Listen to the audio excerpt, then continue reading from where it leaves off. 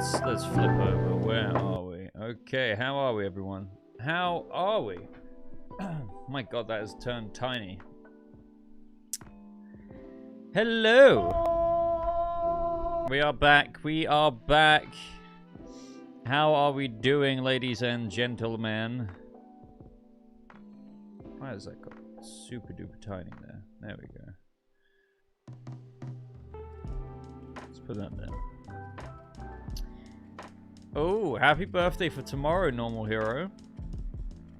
Happy birthday for tomorrow. Begsy, thank you for joining Hero membership. Welcome aboard. Thank you. Okay, who else have we got here? Kayla, hello. Lanterns Live, hello. Watching the Odyssey in an hour. I really want to go see it. I don't know when I'm going to get a chance to see it, given baby Boba. We're going to have to wait and see. We're going to have to wait and see. Got to see Spider-Man as well. That's coming right around the corner. How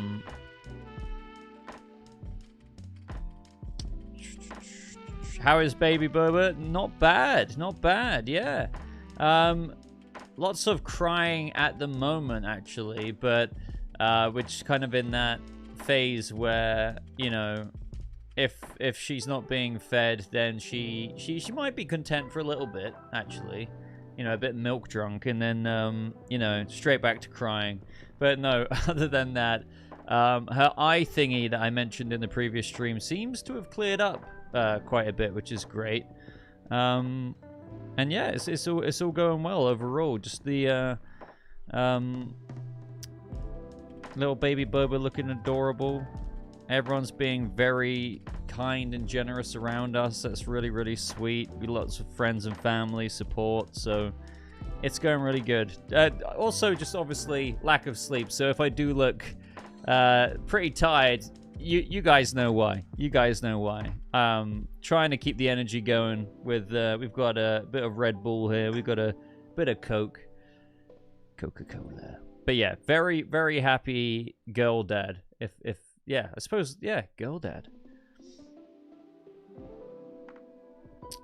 Thank you very much, Ryan. Thank you. How's it going, Christopher? Lanterns Live, member for 8 months. Thank you, by the way, for being a member for 8 months, dude. I think Lanterns is going to be good. I think it will be exactly as advertised. I think people will find reasons to hate it, I think. I think so, too. I think it will be exactly as advertised. Yep, absolutely. I don't think this show's ever shied away from it. That's the thing as well. I think people's issues with it is that it's not what they wanted it to be in the first place. Even though actually people were acting like they never knew that it was going to be a true detective type thing. Even though that was said years ago. And the first teaser trailer actually, you know, came through with that. But yeah, I think it's going to be popular, hopefully, amongst like the wide audience who watch it on HBO, but fans will be fans, understandably, to be honest. I can understand concerns, but we shall see. We shall see.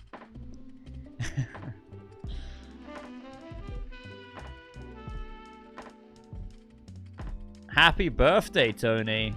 Absolutely happy birthday. Glad dad life is treating you well. Yeah, I'm loving it. It's very, very fulfilling. Don't get me wrong, it's a complete change of things, but it's very, very wholesome. It's hard to articulate, you know, in terms of what I mean. I'm sure many of you know in the audience, but it's very, very, very wholesome.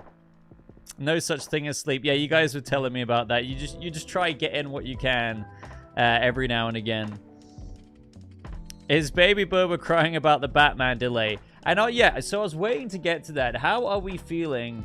I think some people, I got a bit of pushback in yesterday's video on my kind of how do I say this? I don't know if I would say positivity. It was more just like my nonchalantness about the delay to February. And I replied in the comments to someone saying, I don't think it's like an egregious delay, but people were like, it's not just 4 months, Boba, it's years. Years and years. I'm like, well, yeah, you're technically correct, right? It was meant to come out this year, and then it got delayed to 2027, now February 2028. But when I was talking about it, I didn't mean it, like, with that kind of context. It's like, what I was talking about was I very much so accepted those delays. Like, I mean, guys, the delays from whatever 2026 to 2027, we're very used to that, right? So now I'm just looking at it as just 4 months later. I get it if you're, like, still extremely pissed off about how the Batman Part 2 has taken, you know, 5-6 years to come out by the time it releases. But I wasn't looking at this 2028 delay in that lens. I was kind of like, okay, well, it's going from October. You got November, December, January. Oh, before you know it, you're in February. I get it. It sucks in terms of we have to wait again. But it's not like from October 2027 to October 2028. And some people were like saying, oh, Boba, you're always so positive. You can just say how you really feel. And it's like, I am. I feel like I've been waiting for the Batman Part 2 for so long that, sure, I want it to come out October next year, but, like, if I have to wait till February, it is what it is.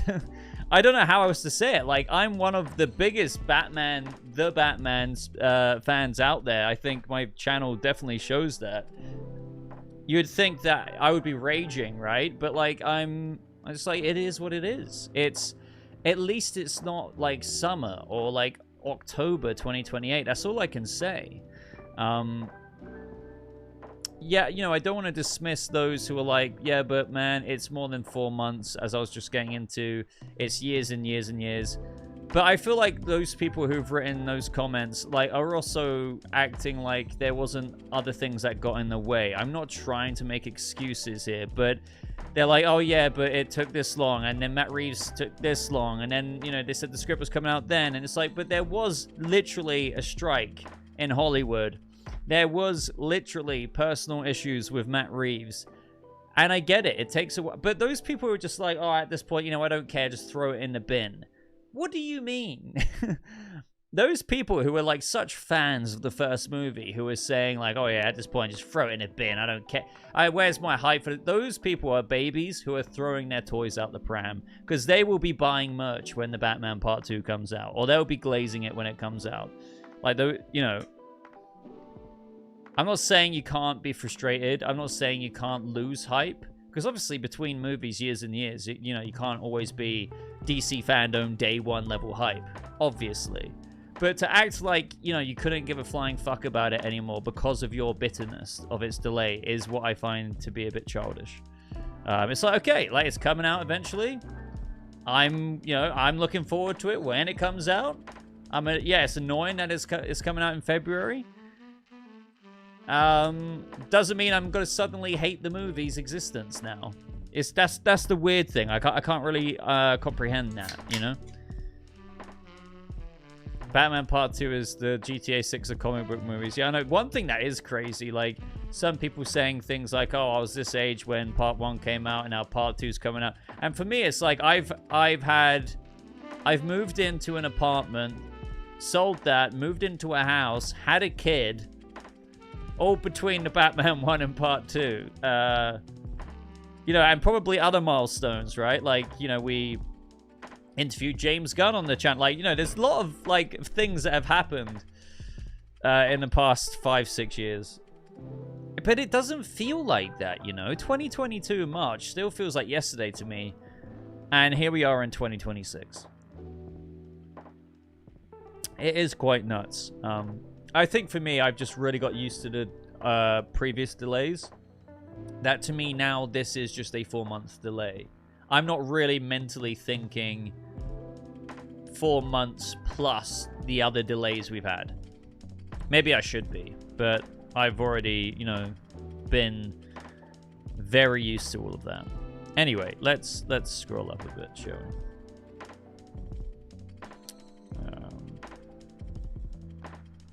Oh.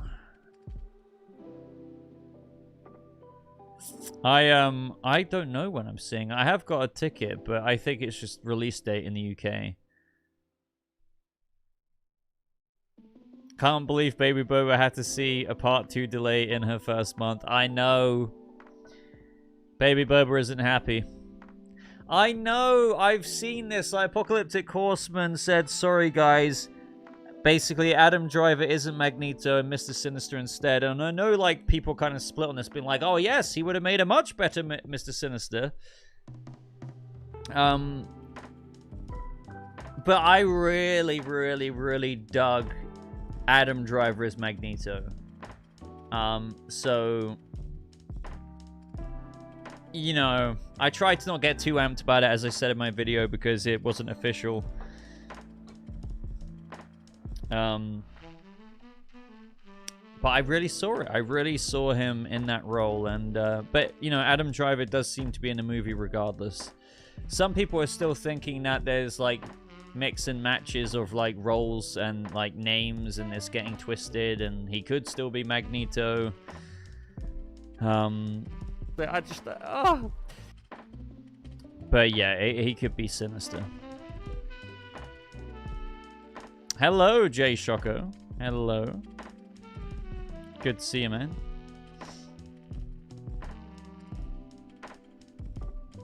We're going to talk about that in a second, Sequential. But first, with the first super chat of the stream from Sequential. Thank you so much. Thank you. So what did you think of the Conan TV show poster? You know what? Have I seen that? I should have seen that.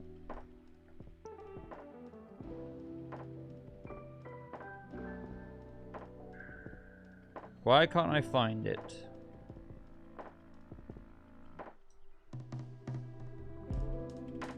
Why can't I find it, Sequential?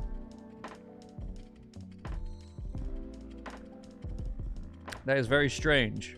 I can't tell you because I haven't seen it. I haven't seen it. Send it to me somewhere. But I will answer this. So Apocalyptic said it's Maxima. Here's the thing, right? Apocalyptic Horseman has said that Adria Arjona is Maxima. And I'm not saying he's wrong. But this is the weird thing that I do agree with people online with. And that's how... Was it today or yesterday? Like, this is another thing about being a first-time dad as well. Is like all the days are blending into one. The Grodd actor, I forget his name from the top of my head, he's now been confirmed. The trades have like said, okay, he's playing Grodd, and James Gunn has acknowledged that. Like, he's confirmed it as well. Which means that James Gunn still, like, this is the weird thing, still hasn't acknowledged / confirmed Adria Arjona in Man of Tomorrow. Now, she's in it, but it's like, if she is Maxima, why not just be like what he did with Grodd? Like, yeah, emoji, like, you know, acknowledge. But he still chooses not to, which is why people think, is there more fishy things going on there?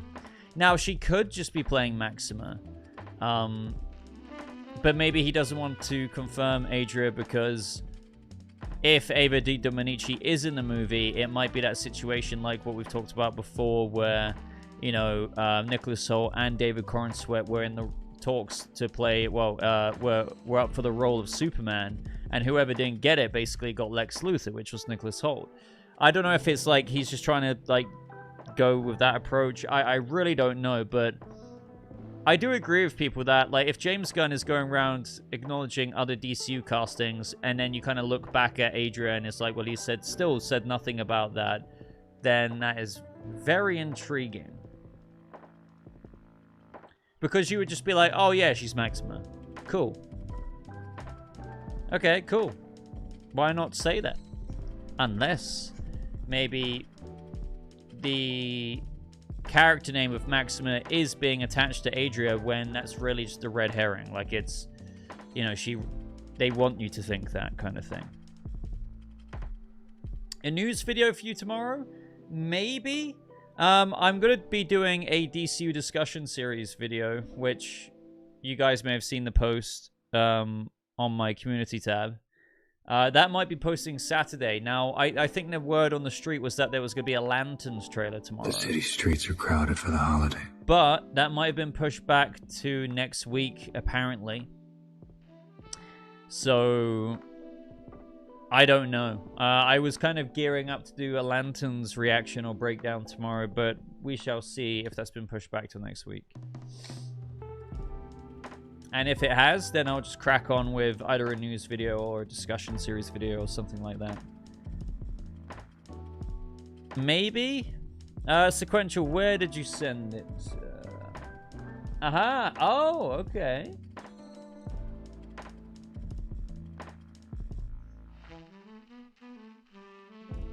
That's pretty cool. Is there no footage of this yet, then?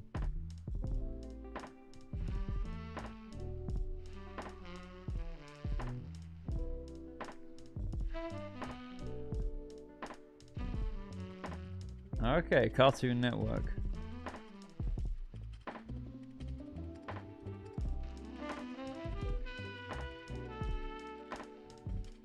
Nice. I like that. I like it.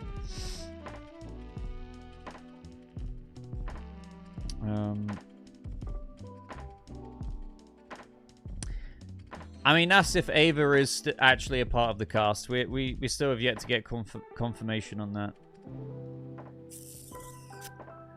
Or a Sadie Sink situation. Yeah, I get what you're saying. I haven't seen a new game. What, is there a new trailer that came out? I think I did hear... or did see something flowing about, but I haven't actually watched it. Sean, thank you for being a member for 41 months, dude. Hey, Boba, how is the wife and kid? They're doing well, although... I can hear baby Boba crying right now down the hall. So I'm sure my wife is trying to deal with that. So, no, but yeah, really, it's all going very, very well. As well as it can, to be honest. I think that's one thing I've told people. Like, I'm quite impressed with us in terms of how we've just kind of taken it in our stride. And that's not to say that we thought it would be like, you know... anarchy, but I think we thought that it would be a bit more crazier. Don't get me wrong, like there's things like lack of sleep and stuff like that, all the typical stuff, but I think we thought it would be even more difficult, but we've kind of you know, come to it quite naturally, I would say. And it's as I was saying earlier at the beginning of the stream, it's all very wholesome. Right now I think it's just about managing, trying to, you know, get my wife some sleep, and but yet, you know, you can only do... Are we still live, guys? Oh yeah, we are. For some reason on my YouTube page, it literally said my live stream was dead.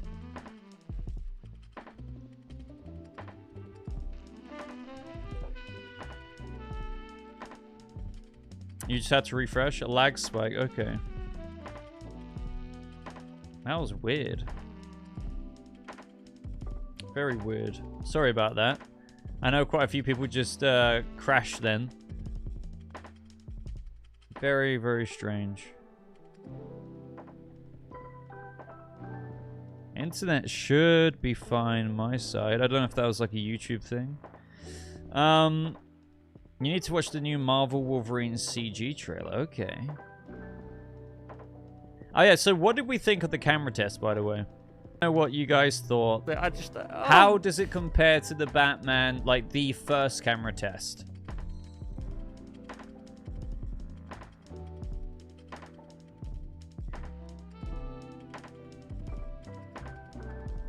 I really don't know. So, Boba, what are the chances of getting leaks from the filming of the Batman Part 2?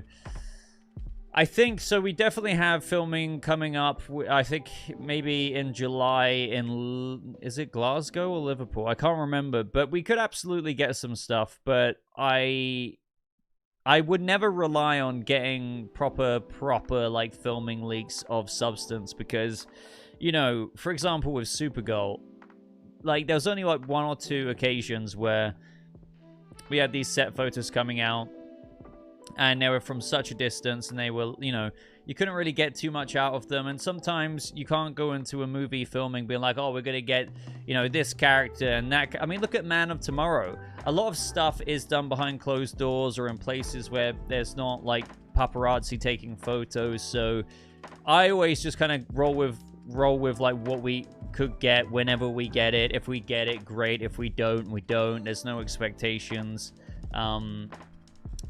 So really, I'm kind of like hoping Matt Reeves will be a bit more, you know, showy with things that he could give us. Whether that be pictures or what. But I do think we'll see some stuff from Glasgow, hopefully. But even then, again, like with this movie, like we could get Bruce Wayne a lot more in Bruce Wayne mode, right? Maybe he's not actually out in the street, but there will be like Batmobile scenes, I'm sure, that people will get a glimpse of, Batcycle stuff.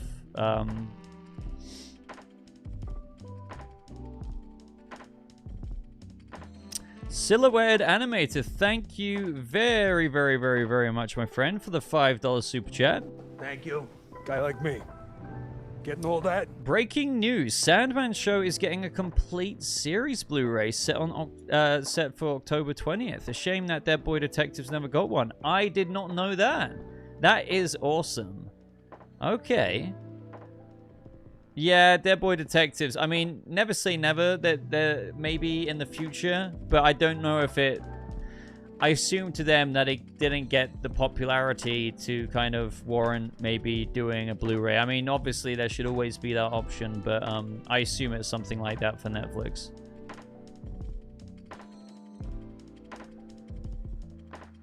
Thank you, Silhouette. That is really cool, though.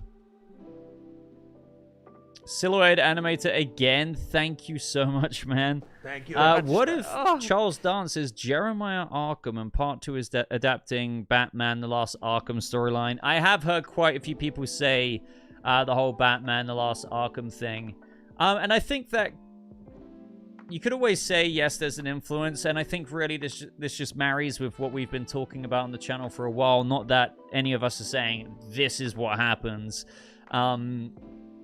But yeah, some kind of like, you know, the Dr. Arkham type role. Maybe it is a relative to Bruce on the Arkham, on his mother's side.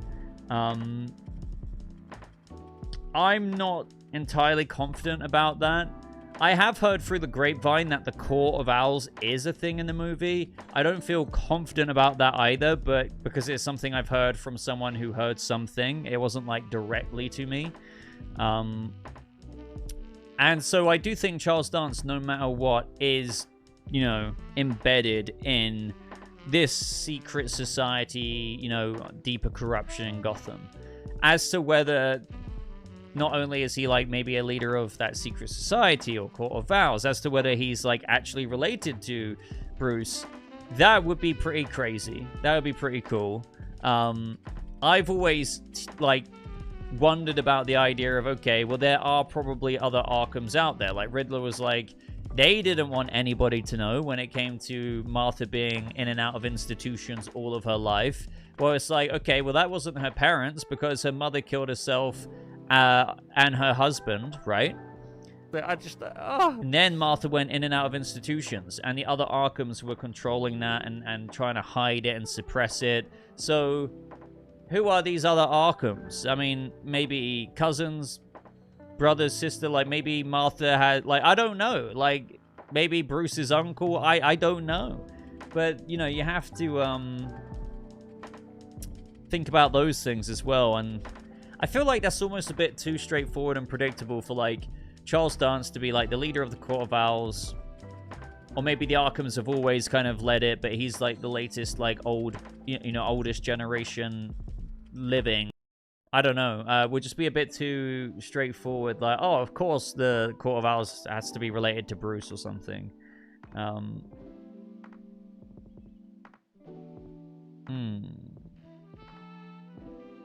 We shall see. It froze again, did it? Sorry about the stream lag, by the way, guys. I think that's going to keep happening if it's happened twice. It's weird. It says, like, there's excellent connection, but Yeah, it might dip out every now and again. I'm sorry about that. I don't know if it's YouTube, but apparently on my end, things are okay.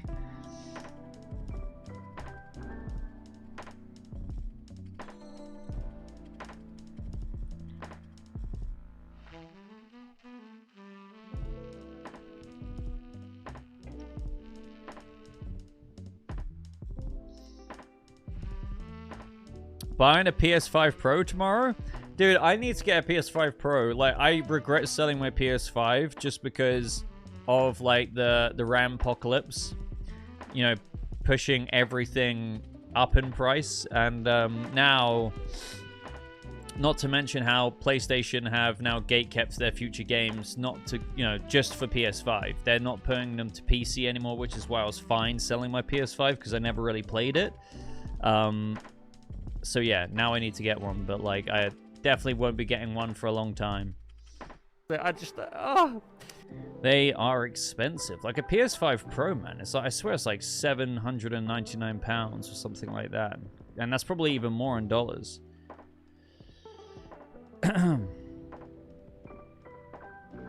Maybe Boba Jr. could play Robin by the time the third Batman comes out. It'd be Batgirl, a Batgirl, but yeah, maybe.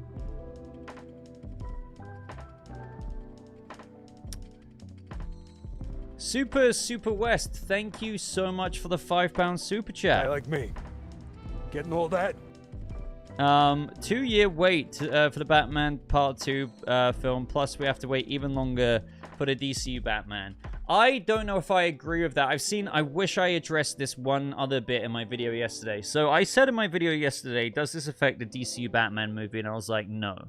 Because the way I said it initially was like, for you to believe that it affects the DCU Batman movie means that you thought the DCU Batman movie would come out from between the Batman Part 2's original date in 2027 of October and this new date of February. So people were people really thinking that the DCU Batman movie would come out by February 2028? No, it was never going to do that. But what I failed to realize yesterday is maybe people were on about how James Gunn said that he wouldn't release like the Batman Part 2 and another Batman movie in the same calendar year. So if the Batman Part 2 is now coming out in February, well, that means we're not getting the Batman Part 2 in 2028 at all. Now, I have two different kinds of thoughts about that, because I see what people are now saying. Number one would be, I think that, personally, I've always kind of said on the channel, the DC Batman movie, at earliest, would be a late 2028 movie, maybe probably kind of 2029. I'm not saying, you know, I hate to say I told you so kind of thing, but I've always kind of vibed 2029, but like 2028, late 2028 at the earliest. Secondly, James Gunn saying that he wouldn't release the Batman 2 and a DC Batman movie in the same calendar year was said at the time when they believed that the Batman Part 2 would be coming out in October 2027. So I don't think, technically, that he has to or will necessarily even stick to that, what he said, and that, you know, if the DC Batman movie was ready to come out fall or whatever of 2028, then he probably would go back on that because, you know, when he originally said it, it was under different circumstances. But either way, without kind of overcomplicating what I'm trying to say here, I think the DC Batman movie was always going to be 2029. But yes, I think it could still come out in 2028, despite what he said about not releasing two movies in the same year. I know people will, like, use that receipt against him, but, like, I don't see why he can't change his mind, because obviously he didn't expect the Batman Part 2 to be delayed to February, but circumstances have meant that it is. I don't think that automatically delays the DC Batman. And also, the DC Batman movie can still enter, like, pre-production, production, going into 2027, going into the Batman Part 2. They can be in post-production if they wanted to be. I mean, I don't know if they would really be. Yeah, they could technically be in post-production when the movie's releasing. Like, I don't get why people act like the DC Batman movie can't even move an inch until the Batman Part 2 is out the way. It's like, no, if the script is done by the end of this year, let's say, they can enter production next year. They can shoot for like 4 or 5 months, 6 months, and be in post-production by the time February 2028 rolls around, to release it whenever they want to after that. But people are acting like they're not even going to start shooting it until the Batman Part 2 is released on Blu-ray or something. I don't know, man.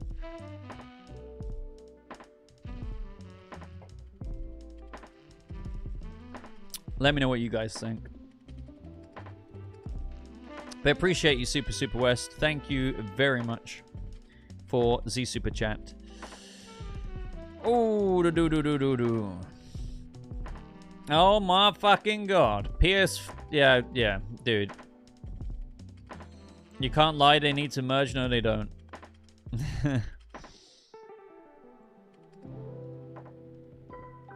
For all kinds of reasons. I mean, I get if you want to, though. If you want them to.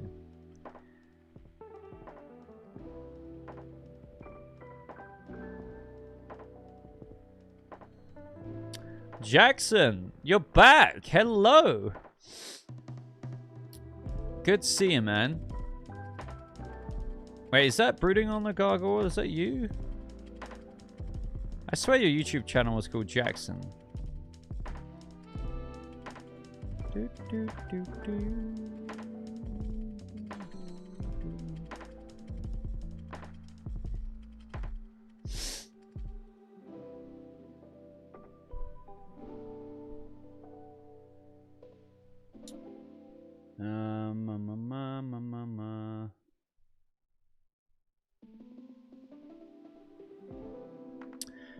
We've got another super chat here from Bene Tilax.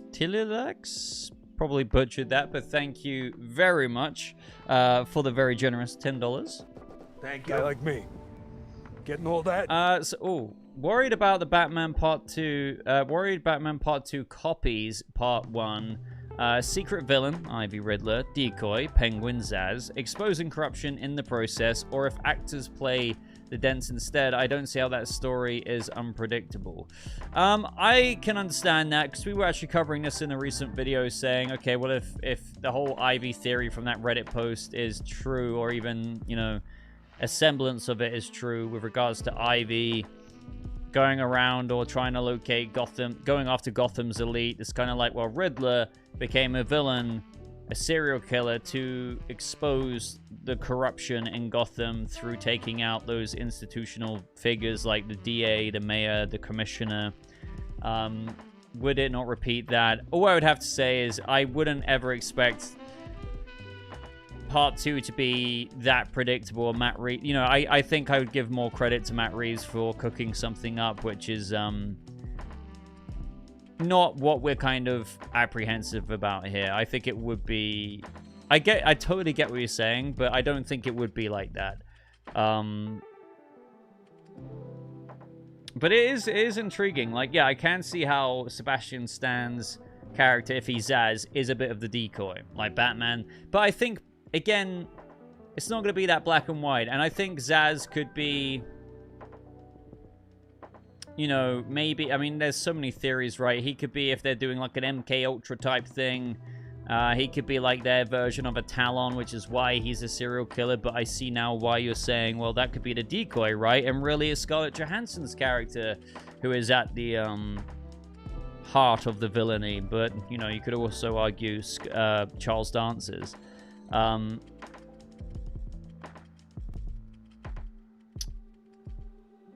I hear what you're saying, like, also with the dents, I don't see how that story is unpredictable, but Matt Reeves, just because he could be taking some characters that we're familiar with, or what they could do, is like, well, Harvey Dent, you know, we know what avenue that can go down. We need to remember, like, Matt Reeves didn't slave over this script just to make something pretty run-of-the-mill. Okay, Batman goes around this corner, around that corner, oh, oopsie, Court of Owls, okay, sort you out, bish, bash, bosh, movie over. I think it's going to be a lot more complicated. But fair enough if you're I don't know if I would say to be worried, though. I wouldn't worry about it, because you're probably basing that on information that we've got so far that is not remotely official, solid. It's all rumors. It's very, very loose rumors at that, you know?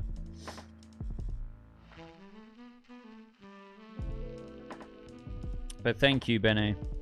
Sorry if I didn't really answer that fairly straightforward, but yeah. Yeah. I'm sorry. Is the stream still crashing? Did it do it again?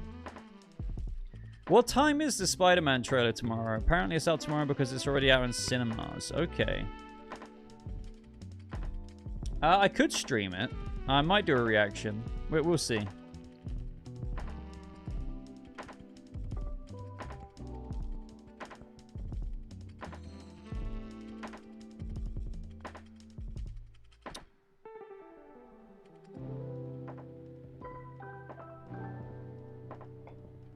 Alright, I haven't skipped any super chats, have I?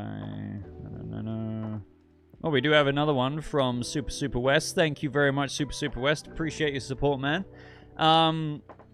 James should focus on being a boss for DC rather than making his own DC films. I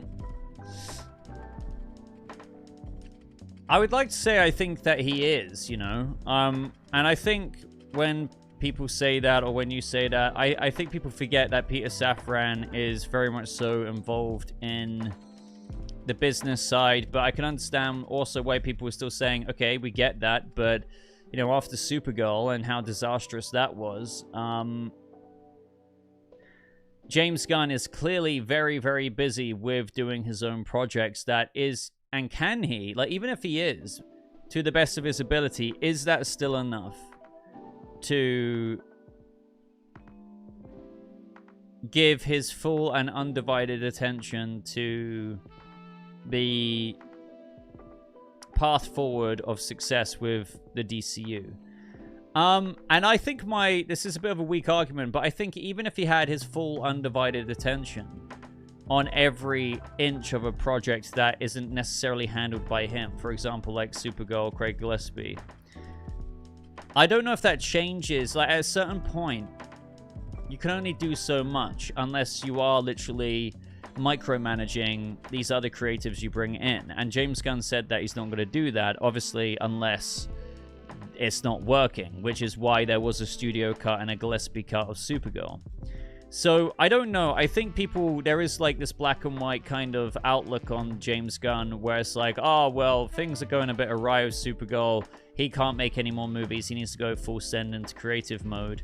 And I get that sentiment, but like, who's to say that he actually, you know, people like, he hasn't got a plan. He's not doing this. He's not doing that. I'm pretty sure he does. But if he didn't do his own movies, and let's just say he had all the spare time in the world to just see how things were going along, what's the alternative? Like, people wouldn't want him to micromanage. People would want him to allow other directors and writers their creative liberties and freedoms to control their own DCU projects,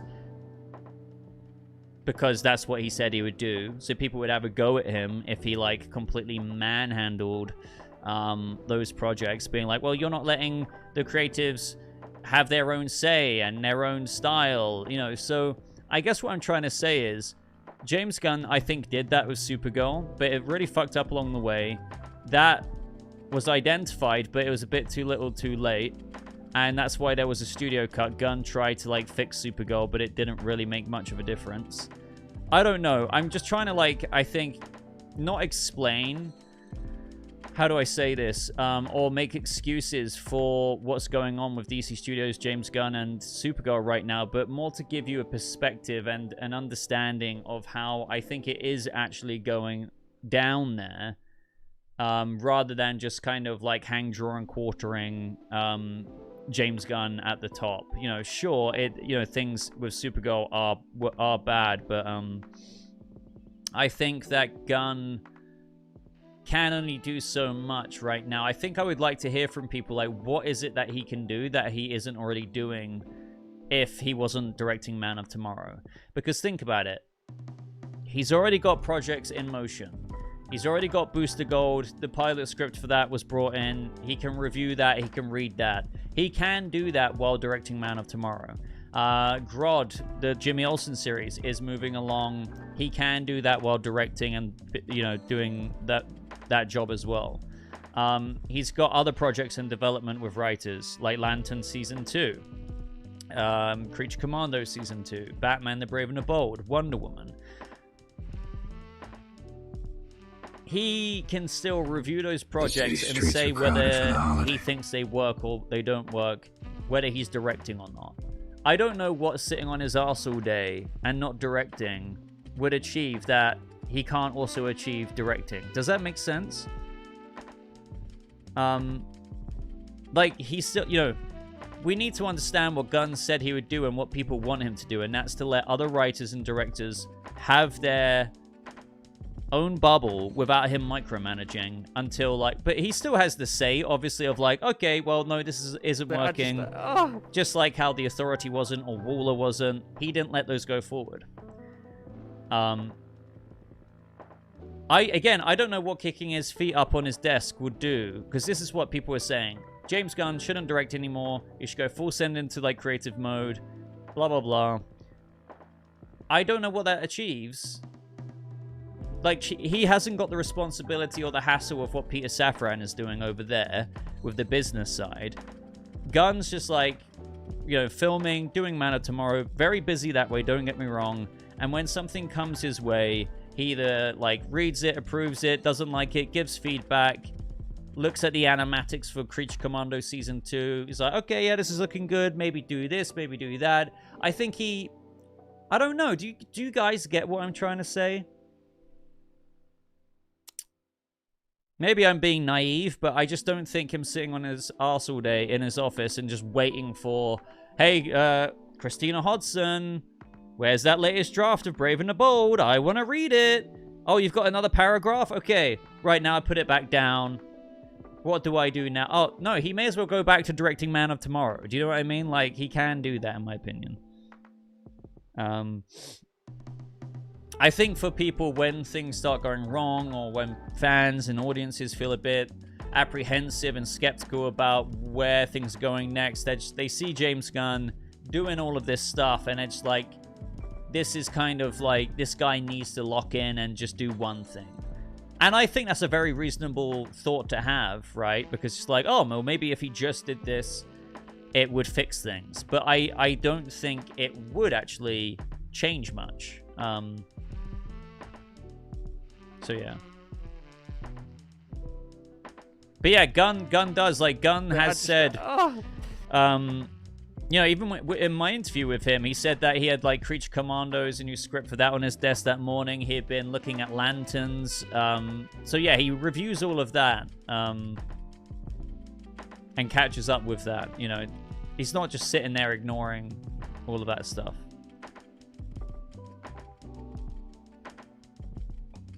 And I want to remind people as well, like, even if he wasn't directing... and he was reviewing dailies, scripts, whatever it may be, Gunn is still one person, and it's his judgment that may be good or may be bad. Whether he was directing or not, he might think a Creature Commandos or a Lantern Season 2 or a script for a movie, a DC movie that comes in is a good thing, whereas it might not be the best move. He might still make that choice, whether he's directing or just sat in his office waiting to make that choice. Do you see what I'm trying to say? I don't see how stopping him directing makes him make a better choice about whether he should greenlight the Deathstroke and Bane movie or not, or whatever it might be. Approve the latest treatment for the Batman the Brave and the Bold script. He's not infallible, and I don't think stopping him directing makes him infallible either.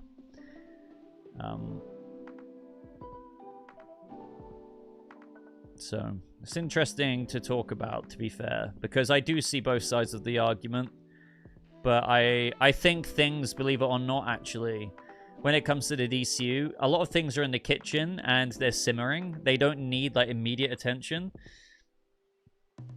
while he's doing Man of Tomorrow. I'm sure he still makes time for like things that do pop up, and you know, the egg timer starts ringing. Whether that be the latest episode of Dean Lowry's Creature Commando Season 2. We'll be like, okay, yeah, cool, keep doing what you're doing. Now I'm back to Man of Tomorrow. Oh, there's a Deathstroke. Oh, we got the Booster Gold pilot in. I read that between shooting Man of Tomorrow. Like, he can still do all of that. And it seems like he has, by the way, because the Booster Gold script, what's his face, seems to be added as the showrunner and writer for Booster Gold now on the WGA directory. And that does imply that they might have given a series order to Booster Gold based off of that pilot script that was submitted last month. And that wouldn't have happened if Gunn didn't read it and review it and like it.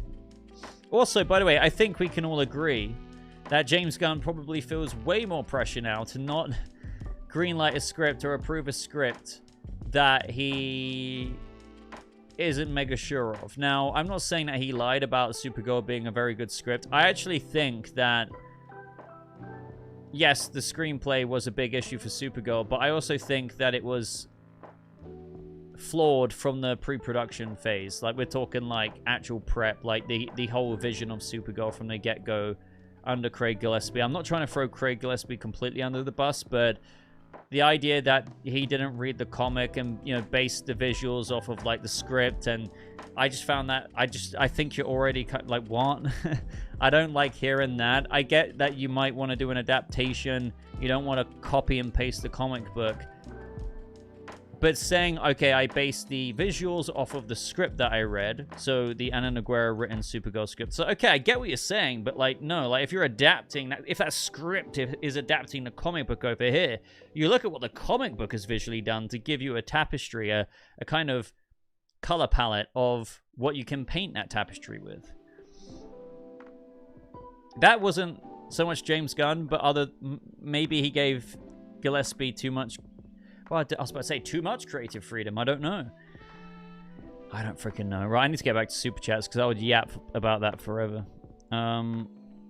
Thank you guys very much for sending the Super Chats in. I apologize. It's taken me a while to get to some of the later ones. My God.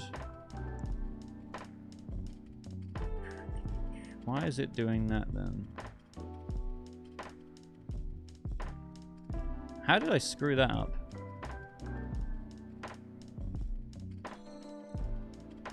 Why isn't that working?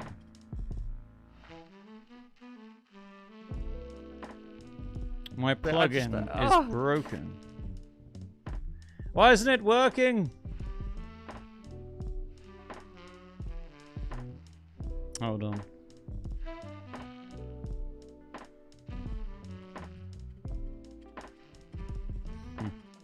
Oh yeah, how are we feeling about Blue Beetle?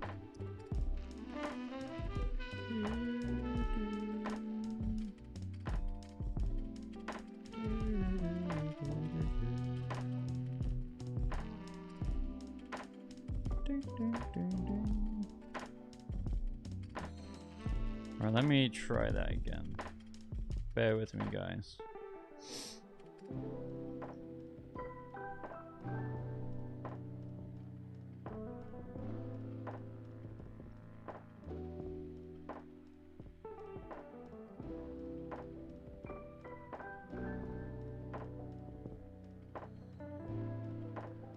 Right. This is what we were talking about.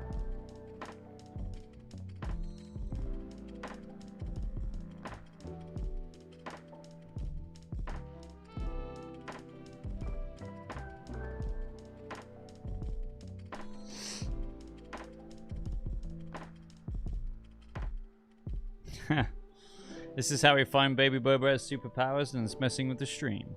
Right. Okay, thank you, by the way, Super West. Appreciate your support, man. Trying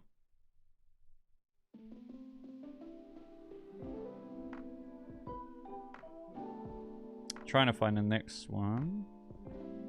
The Real Bleep. Hello there. I just... Oh, man. Thank you for the super chat. When I read that, I was like, okay. Wait, really? Really? Like me. Getting all that? The casting for Grodd is terrible.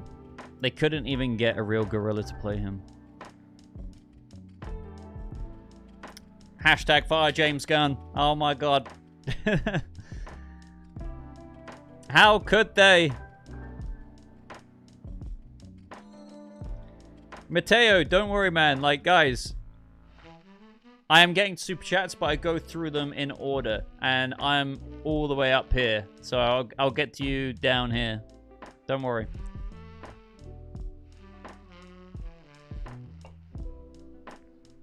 Shout out to Real Bleep. Really appreciate you, bro. That ain't fucking right. It ain't right. That ain't fucking right.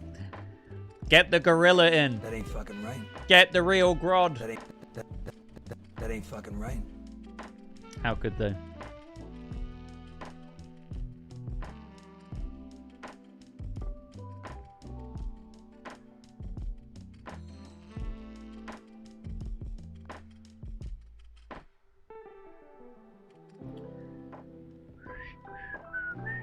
Nick, hello there. Thank you for being a member for 32 months, man. Any stock in the new Richardson Batman rumors? Oh no, don't listen to Cosmic Book News. My god, if there's one thing I could say to you, do not listen to them. So Cosmic Book News, I saw some like 2 reports or something like that. So they were claiming that Alan Richardson's back in for DC Batman. Oh, what else was the other one? I found it absolutely ridiculous. So, by the way, Alan Richardson's already said that he's not playing DC Batman after talking to DC Studios, but there might be another role that they're trying to find for him. So this whole rumor from Cosmic is just crazy.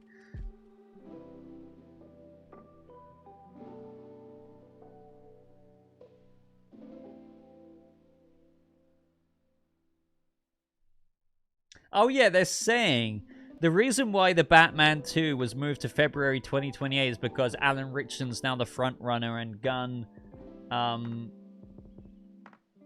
wanted his Batman and Reeves is pissed, but Gunn is desperate. Like, Cosmic Book News literally pulls shit out of their ass to just it's I don't even want to waste my breath on like the absolute BS that outlet puts out. Like, that guy is just full of complete, like, I just can't believe people, yeah.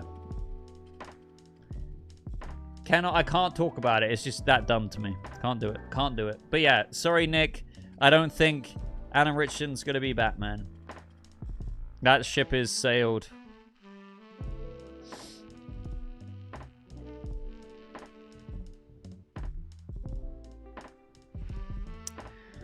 Ryan, thank you so very much for the $20 frickin' super chat, bro. I just... Why isn't it working? There we go.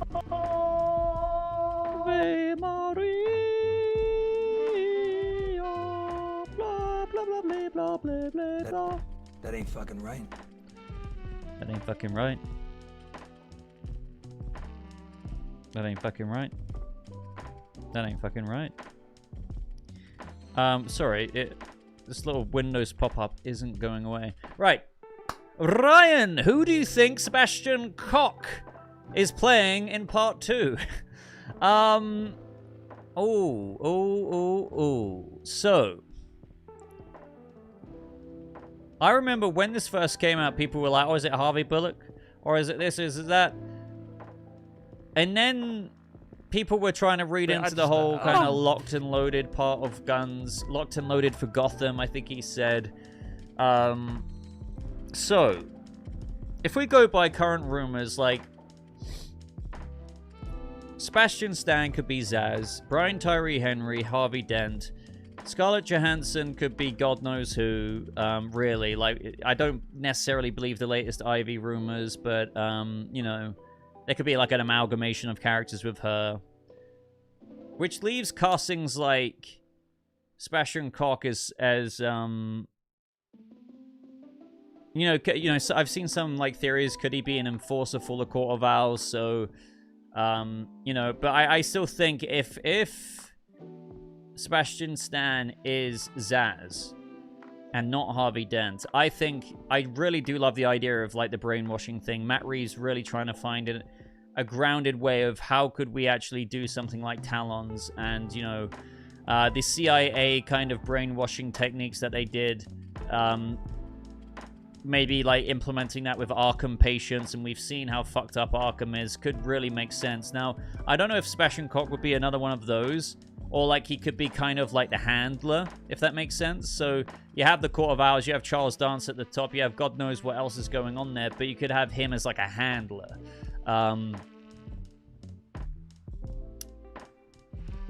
But he could be a part of the GCPD, but I don't know if he's really going to be... I don't know if we're going to get, like, much beyond Jim Gordon with Batman. Like, maybe you're going to have, obviously, Officer Martinez again. That kind of vibe, but, yeah, I'm not sure, really. What do you guys think?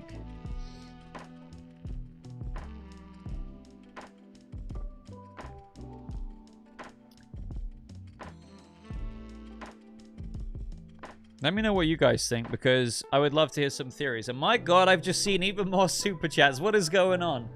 I'm going to try and catch up. Bear with me. And thank you so much, guys, for your support. Seriously, super chats in these streams. I've tried saying this before as well, but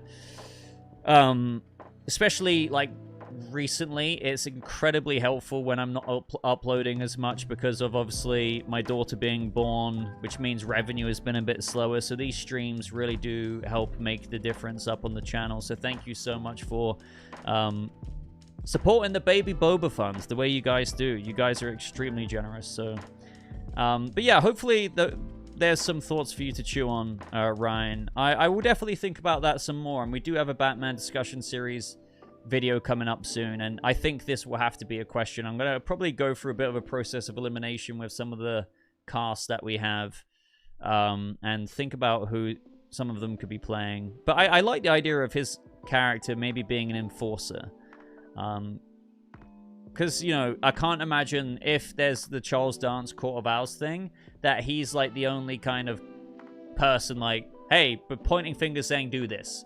He's going to probably have some like right-hand men to like help enforce things. Shadowbat, no worries, dude. Your daughter's gonna owe me money. Right, so Ryan, thank you. Where were we next? Super West, thank you very much for another £5 super chat. Thank you. Craig Gillespie Supergirl don't look like a movie he would have made compared to I, Tonya. I think I would agree with that. In terms of, like, stylistically, the execution and things like that. But that could just be because of, like, the superhero genre, if you know what I mean. I don't know what else you're trying to say there. Are you trying to, like, insinuate, like, he wasn't given his full creative auteur type stamp on Supergirl? That's why it doesn't feel like a Gillespie kind of looking movie compared to something like I, Tonya. I totally get maybe what you're saying there, if that's the case. But I think he was, and which is, I think, what possibly led to the movie having to be attempted to be salvaged. Because, according to the Hollywood Reporter article, it wasn't just DC Studios / Gunn, but also Gillespie, knew that his cut wasn't working in test screenings.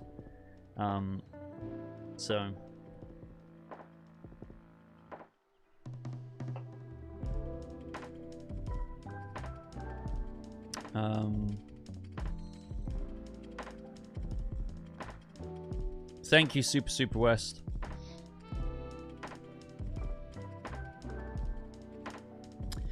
Limey Fella says, I think the problem is just he didn't have much experience with the superhero / action blockbuster stuff, so he wasn't in his element. That's one way of looking at it.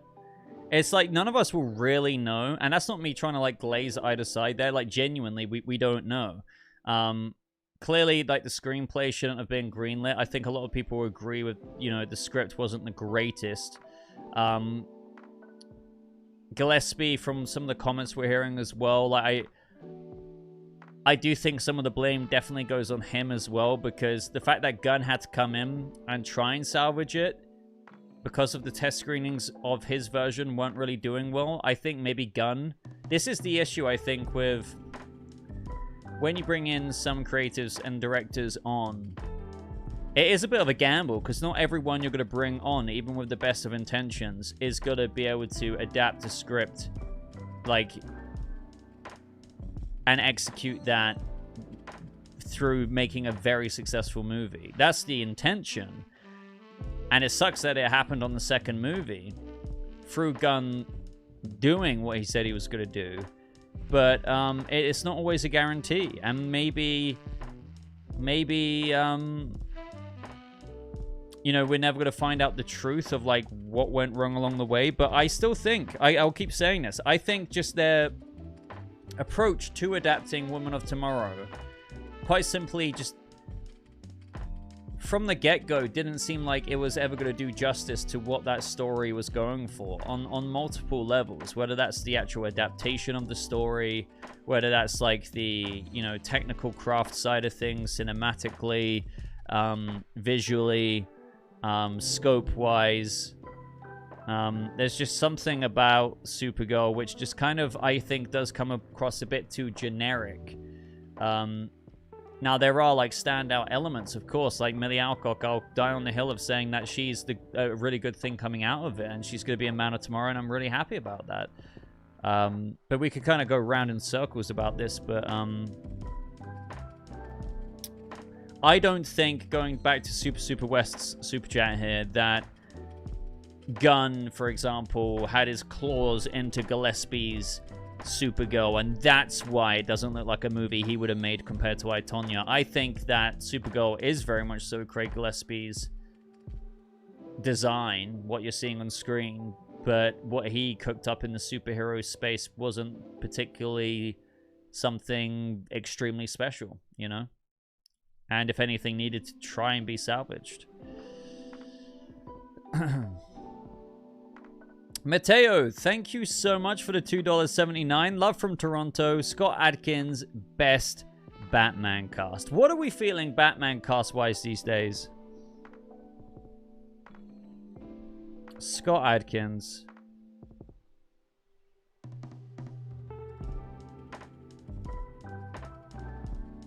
I knew I recognized him. Because I saw John Wick and I was like, oh, okay, okay. Is it still the Brandon Sklenar for people? Is it Tom Brittany? Is it Paul Bloody Anthony Kelly? Is it Scott Adkins? Is it... I don't know.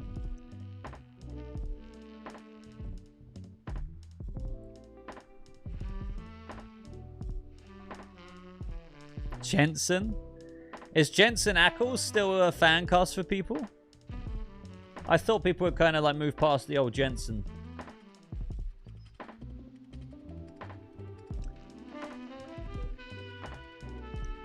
If you want to be living a good life, never make a pretty woman your wife. If you want, what? How's that song go again that he sang, Soldier Boy? If you want to be happy, living a something life, never make a pretty woman. That bloody song in The Boys. If you want to be happy, living a something life. A king's life, that was it. Living a king's life, never make... Ah, God. It's just... Good old days of The Boys. Just the ludicrousness of it. But I just... Oh. Thank you, Mateo. Shout out to you, man. Thank you for supporting the channel. Buster Barnes. Good to see you, man. Thank you for supporting the channel with the £5 super chat. Thank you. Guy like me. Getting all that. Getting all that. Gotta be rough next week for us DCU fans when Marvel releases their whole next saga next week at San Diego Comic-Con. Surely DC is waiting to unload some info. I'm very curious. I'm really excited about Marvel next week. What we could learn about the X-Men. Finally having like a trailer that we can react to on the channel, and, you know, in terms of Doomsday. Seeing what could be tangible, well, getting something tangible about that movie beyond those, like, initial, like, very quick teasers that we got from the Captain America one, the Thor one, and all of that. Now, I was expecting a Lanterns trailer tomorrow, but people were saying that maybe that's been pushed back to next week. just, you know, the whole San Diego Comic-Con vibe of things. We're getting a Lanterns panel, as we know. I don't know if DC is going to, like, unload some info. Maybe they will, because it will be Marvel dominant. But I don't know what people could be expecting. Are they... You know, are they expecting, like, hey, this is Wonder Woman in Man of Tomorrow. Oh, Batman? Guess what? The Deathstroke and Bane movie? I know you guys are worried about The Brave and the Bold taking a long time. Well, guess what? Batman is going to be the antagonist of the Deathstroke and Bane movie. That kind of... I don't know if people are expecting some kind of whopper like that to come out of nowhere. So... I don't know if it'll be a rough week. I just think, yeah... People will probably maybe use it as an opportunity to be like, oh, well, what's going on with DC then? Marvel's so back.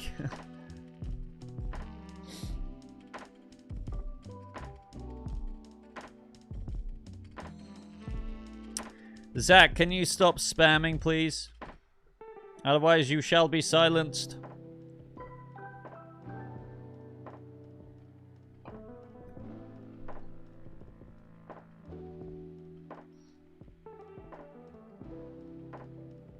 Thank you, Buster. Super West is back at it again. Thank you very much, dude, for the £5 super chat. Too many superheroes in Superman. Can't we get a Superman film focus on him? I would argue with the first movie that... I mean, okay, so this is quite an old argument I've used and time again. Movies about characters, whether... I mean, the first thing that comes to my mind, Oppenheimer, right? There's the titular character and there's a supporting cast. And Oppenheimer has a fat cast, like a fat cast of characters in the movie that are there to obviously help tell the story of that main character. Superman is no different in that respect, right? You have the Superman movie 2025 and you have other characters in it, right? Some of them are comic book characters. Well, they're all comic book characters, but some of them are superheroes, like Guy Gardner and Hawkgirl, ranging from different screen time and whatnot. And it's no different with regards to how it's a Superman movie, but those supporting cast help tell Superman's story. So on Superman's life, that would be metahuman compatriots, like the people he interacts with in this world. We're not starting off with like Man of Steel, like Henry Cavill, where he comes into the world for the first time. He's 3 years in. He's interacted with other countries, other heroes, villains, you name it, right? So that showing that side of his life, other superheroes, is a very natural peppering in of a supporting cast that you would have in any movie about any character out there. Now, my issue, I think the disconnect, the dissonance I think people have with a superhero movie feeling overstuffed compared to a movie like Oppenheimer or like, I don't know, Walk the Line about Johnny Cash or whatever it might be, is because you don't often think with other movies about following one character that they're overstuffed.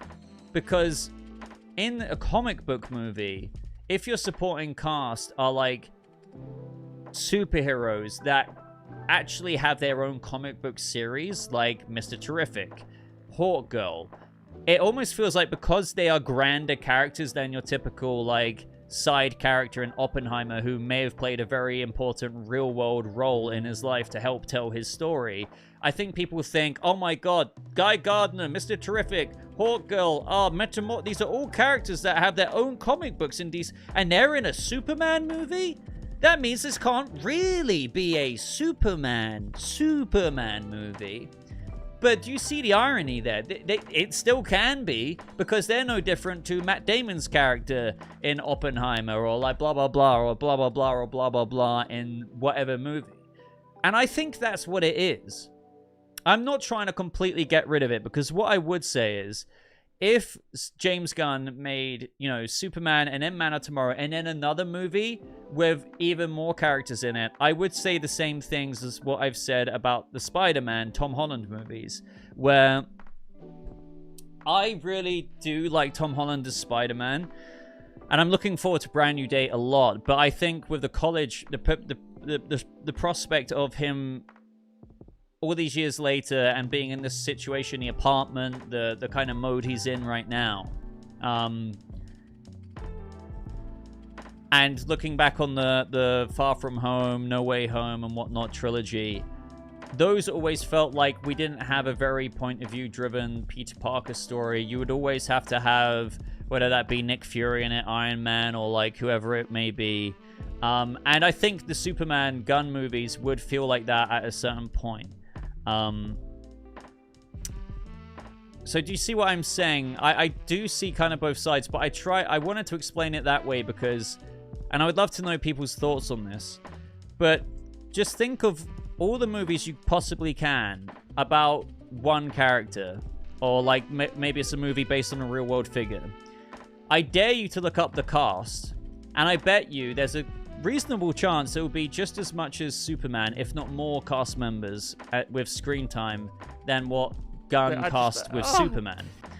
And let me know, do you think that it is actually, funnily enough, that the characters in Superman being superheroes who have their own superhero identities outside of Superman in the real world because they have their own comic books and fans, makes it seem like if you're using them as supporting cast, it doesn't feel as much as a Superman movie compared to if they were just called Jimmy, Brad, Jenny, Pizza Man down the street. Do you know what I mean?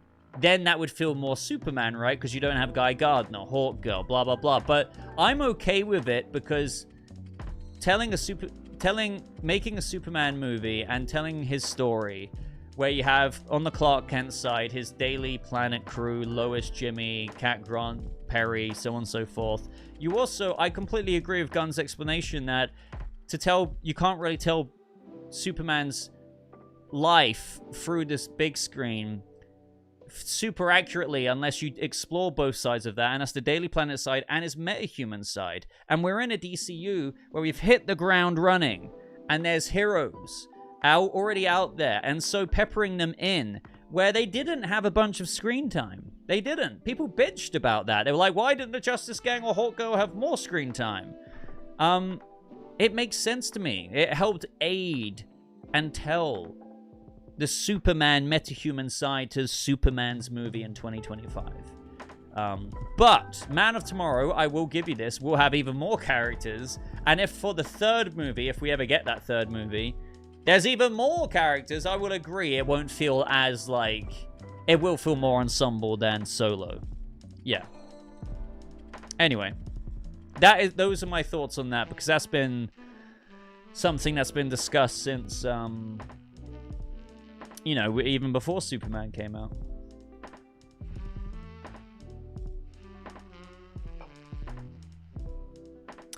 T to the Sween. My God, bro. I'm so sorry. I'm only just getting to this, dude. But I hope you're still here. Thank you so much, man, for the $50 frickin' super chat. How long have you been live? Baba Yaga. Right, okay. How long have I been live when you sent this in? When did you send this in? Well, I've been live for an hour and 19 minutes, and I think you sent this in maybe 10, 15 minutes ago, so I've been live for like an hour at that point. Yeah, T to the Sween, I'm sorry if you're not here, man. Hopefully you're watching this on playback. Oh, no, you are here. Good. Sorry, I was getting to them as fast. And by the way, to anyone else who I still need to get to, just know I am getting to your super chat. But massive thank you to T to the Sween, always sending in ultimate frickin' super chats here. And what is the Baba Yaga side of things? When you say Baba Yaga, it just makes me think of John Wick.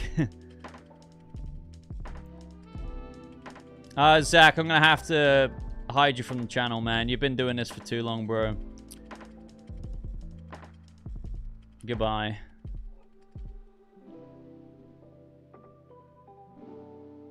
Baba Yaga. Baba Yaga, Baba Yaga. Sorry, I was meant to do that earlier, but right. T to the Sween.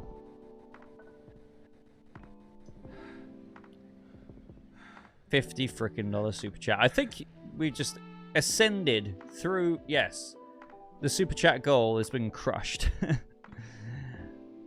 Shouldn't it be Boba Yoga? Boba Yoga. Boba Yoga, Boba Yaga.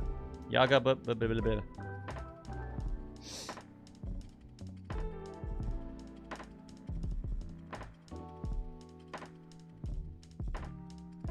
Bro said, Boba, delete your Netflix now. That's probably why it's not called Superman 2. I agree with that. But anyway, how have you... Wait. Sween, how have you been? Oh. How have you been?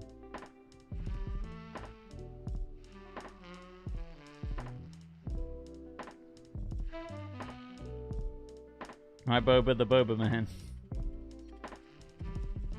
Have you caught up on the shows and the series that we were talking about a few weeks back? Because I know you were getting through quite a few of them. And was it The Boys that you... I think you finished The Boys. Can't remember now. Let me know.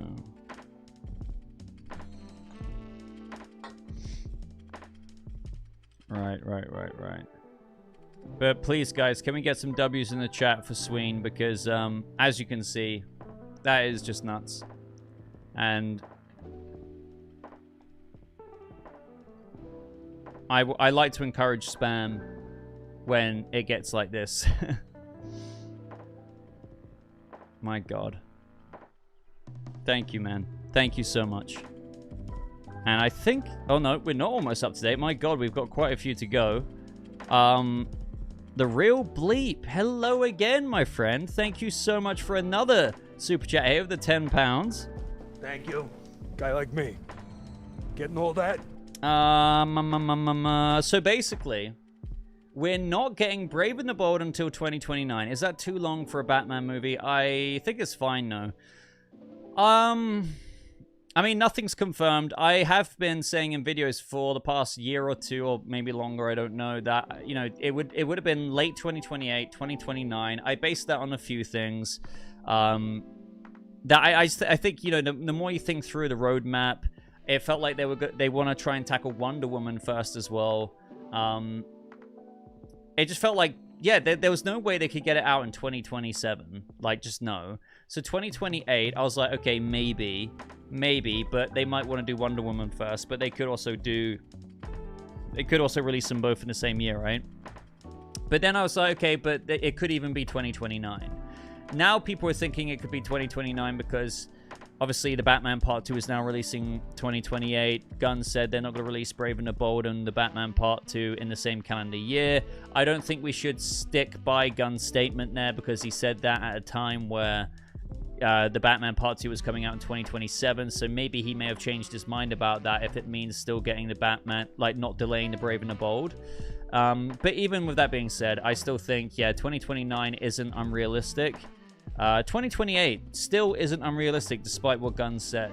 I think there's also a very strong chance that we could get Batman in a movie before his own movie. I know that doesn't solve everybody's concerns because they'll be like, well, I don't care. I want the Brave and the Bold. Like, I don't particularly care if we get like a little 2-minute scene in Clayface or Man of Tomorrow or Deathstroke and Bane. I would understand that because it still wouldn't be what you want, and that's that DCU Batman movie. But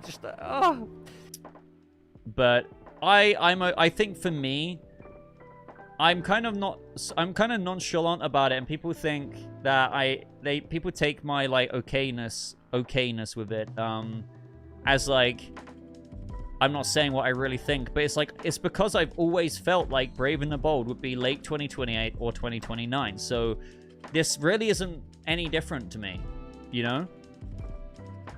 Truly. I'm not saying I knew this was going to happen for sure, but it's just what I've always vibed. Like the DCU Batman movie being sometime around then. So now people... It's like everyone obviously doesn't necessarily lock into this as much as what we do here on the channel is like, you know, looking at the DCU's future. So when you just have casual talk about it on the internet, people are like, oh, wait, the DCU Batman movie might not be until 2029. It's something that they haven't really thought about as much. So given that that's years and years away, they're like, oh my God, oh my God. But if you kind of did the rough mental kind of calculation of like the roadmap, it doesn't seem like it's an outlandish date, given what we still have coming up.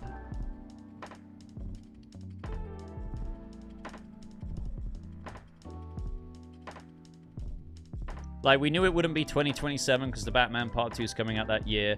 That would mean 2028 at the very earliest.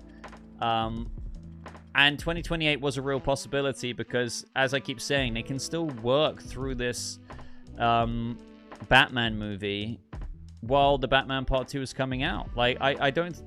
Guys, like, think about it. Just because the Batman Part 2 is coming out doesn't mean that the script won't be done this year for Brave and the Bold and that they can't enter pre-production in 2028 to production, or even 2027. They could do that next year.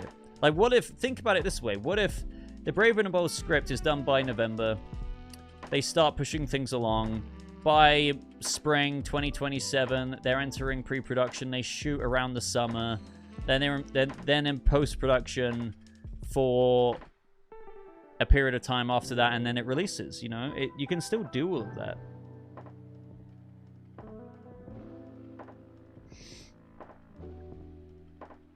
Anyway, shout out to you, Real Bleep. Thank you so much for supporting the channel. Sean Brewer. Hello there, Sean. Thank you very much, as always, man. I still want Ethan Peck as Batman. He might be getting too old, but Gunn has said that he'll just recast somebody if they can't do it anymore.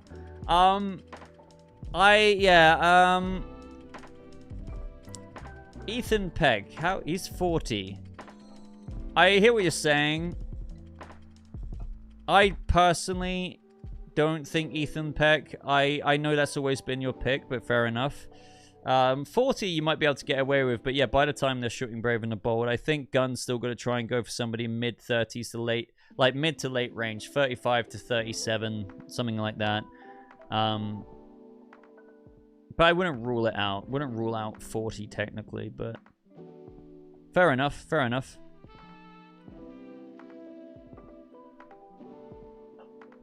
I don't think that, you know, Gunn would be like, right, if he chose his actor within a few years, right now you're being recast. And yeah, 40 isn't old, but I'm just kind of going off of what Gunn said, and he wants Batman to be not too far away from Superman. Like, this is loosely paraphrasing here. Now, I think Batman will be a couple of years older, but not like 8, 9 years older.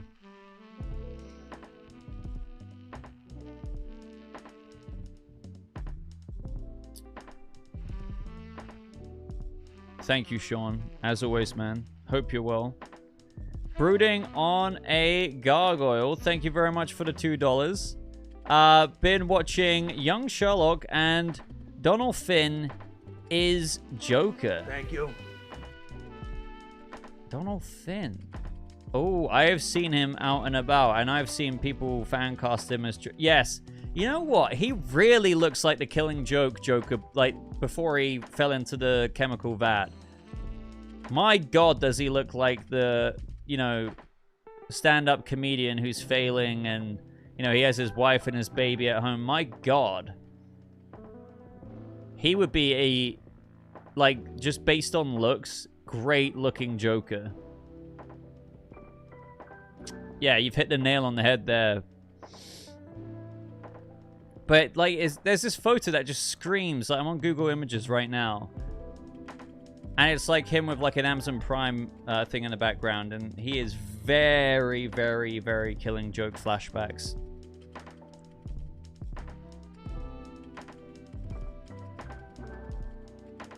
Wow.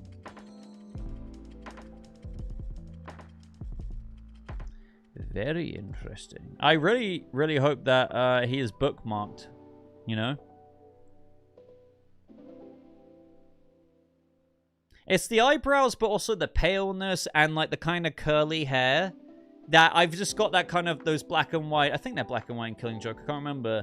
You know, when he's just, like, he goes home and, like, everything's going wrong for him, and you have those really, like, these looks of despair in his face. He literally looks like him. Put it on screen. Hold on.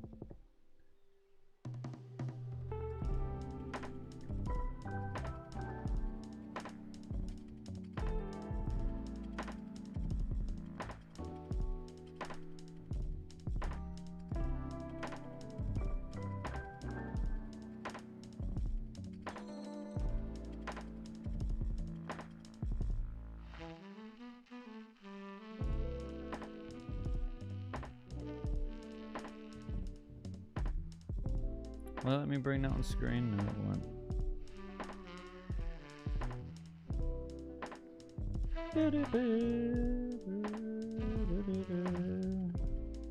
Bear with me, ladies. And so we've got like Joker there, right? And I feel like he... Hold on.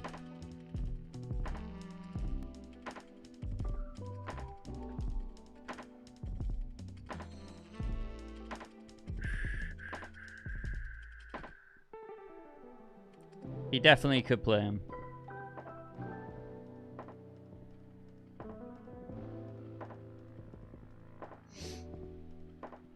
He's got that look. Have you been practicing your dad jokes, Boba?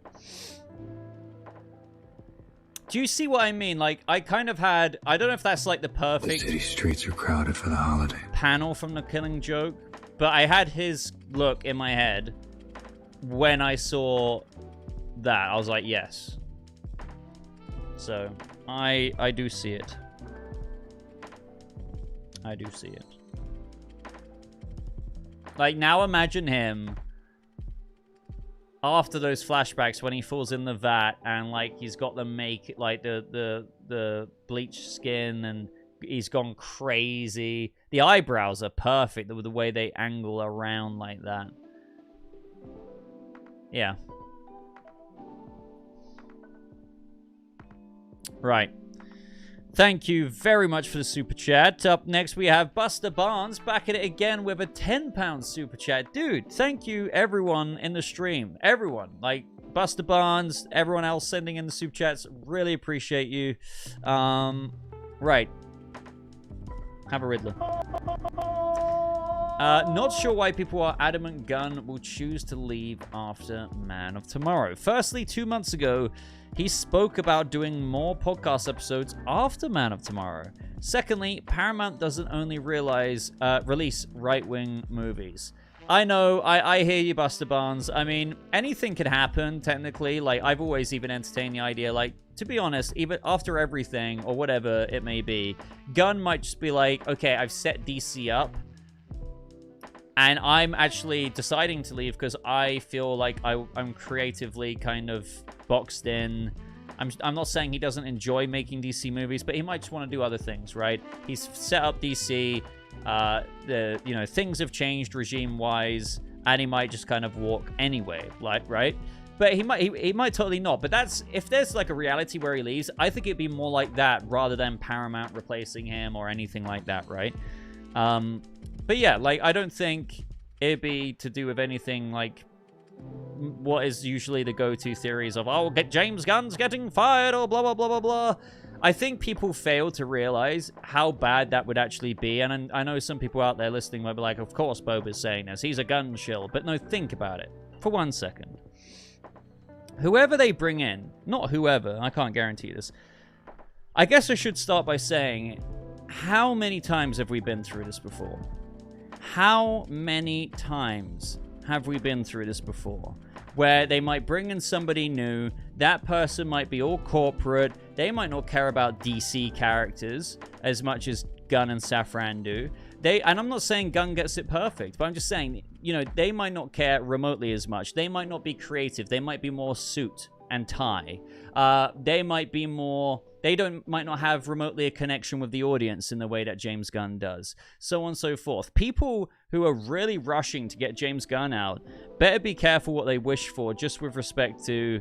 I think no matter what DCU you get, even if you're not gelling with some of Gunn's approach, but I say that with the, in parentheses here, at least you're getting other things that he's delivering on in terms of tonal diversity, whether you like them or the look of them or not. And that is Lanterns, Clayface, showing that he is allowing creatives to do their own thing. What I mean is, you better be careful what you wish for, because you might get some, like Walter Hamada type dude coming in, or whoever it may be, who's just like, the kind of corporate panic response kind of person, being like, oh, fuck, we need to do this. Batman, Wonder Woman, nothing else. We're gonna, rush things out. We're not gonna let creatives do anything. because this person's not a creative, so this new person who's come in is going to be more DCEU regime where they put those constraints and, you know, on Zack Snyder, this is your mandate, director. You need to do this. We want to rush to this. Do you see what I'm saying? Like, there is a danger of Paramount when they've acquired Warner Brothers that if they got rid of, if people want James Gunn gone, that it's very fascinating to me. I think people's like disdain of James Gunn clouds their vision of, okay, well, whoever they get in next probably won't be as good for the brand of DC, and you're not going to get your Snyderverse back through this new person. You're probably going to absolutely hate what they do because it won't be bringing the Snyderverse back, or it won't be your vision of the character. You'll find something new to bitch about with the next person. So I think with regards to Gunn, I think while he, you know, you can't say he, you know, because you can't please everyone. We need to wait a little bit longer for things to play out in terms of the current DCU, the current castings. I think still needs to carry on and breathe. And we need to do a performance review going into 2028. And I say that all the time. But that's a fair assessment, you know? You would have seen what could be out the gate with his DCU. You can see what other projects are like from other directors under his tenure of leadership. And I preferably like to wait until we get Wonder Woman or Brave and the Bold to really see. Because then you now know what is heavy hair, like, outside of Superman, what Wonder Woman and Batman's like. I don't know, I really challenge people to think, okay, even if you don't like Gunn, okay, get rid of him for a sec. Now, who's your, like, new business tie-in suit type person? They're probably gonna make you regret, actually, your desire to get rid of Gunn. I rather a DCU that's handled by someone who loves DC, the characters, and we're already in the thick of it with regards to this universe. I don't think the universe and the brand, especially amongst the age of comic book movies, being in a bit of less popularity, I don't think that, you know, we need another reboot and another corporate panic restructuring. I think that would be a kamikaze for DC as a brand cinematically. So Zeros says, I don't want someone that loves their version of DC, but this is the thing, my friend. It's on the contrary, in my opinion. Like, Gunn, yes, has his version of DC that you might not gel with, whether that be Creature Commandos, Peacemaker, Superman. But I feel like whether you like it or not, like, that's totally fair. You might not like Lanterns or Clayface, but Lanterns in the marketing and Clayface could not look any more different than what he's doing. That's him delivering on it. Do you know what I mean? It is quite literally proof that he is allowing people to do what they want with these characters under, obviously, the umbrella of his guidance. Like, no different to Kevin Feige. Hey, yeah, I'm not going to let you do Lanterns if it's not something we approve of, but it's still showing how different it is, you know? Ozil, yeah. I think it sucks that we'd only have one movie next year now, but I think sometimes it is what it is. Like, we would have had two with The Batman Part 2, but I think because that got off to a little bit of a late start, it just now it's February. Do you know what I mean? I would have loved something else. I think we would have had Sergeant Rock if whatever happened there didn't happen. So yeah, you know, I would have, yeah, of course I would have taken more movies, but not everything can go smoothly. You know, let me put it this way. I don't think Gunn or DC Studios would have been like, oh yeah, let's only have one movie next year. Clearly something happened along the way where, like, it didn't go according to plan.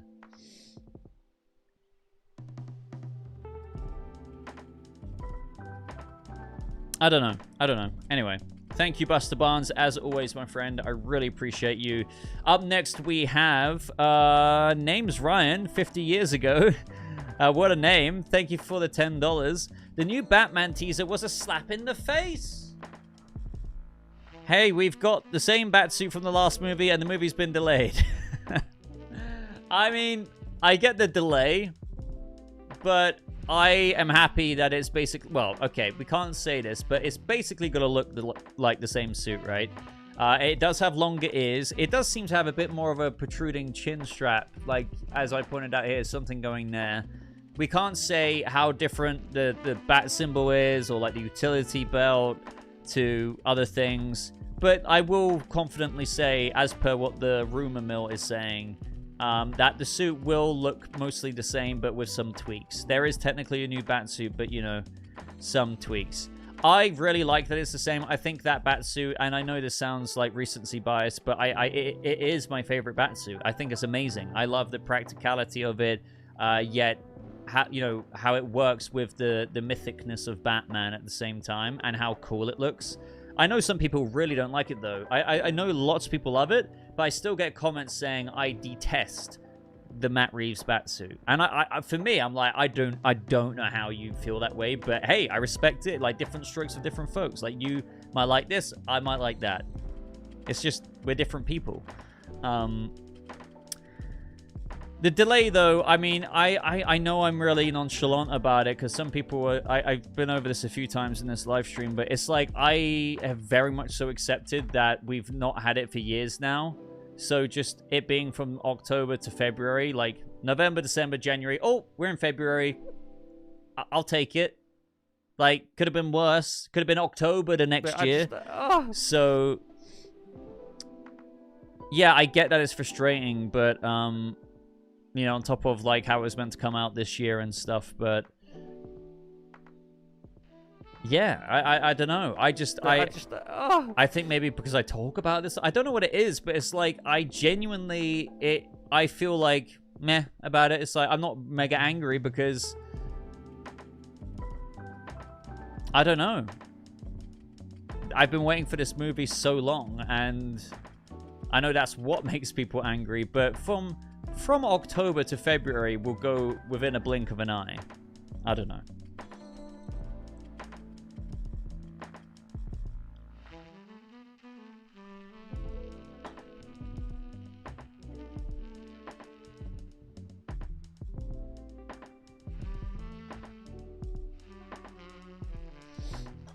Right. Thank you, Names Ryan. Appreciate you, bro. Thank you. Could have a better life.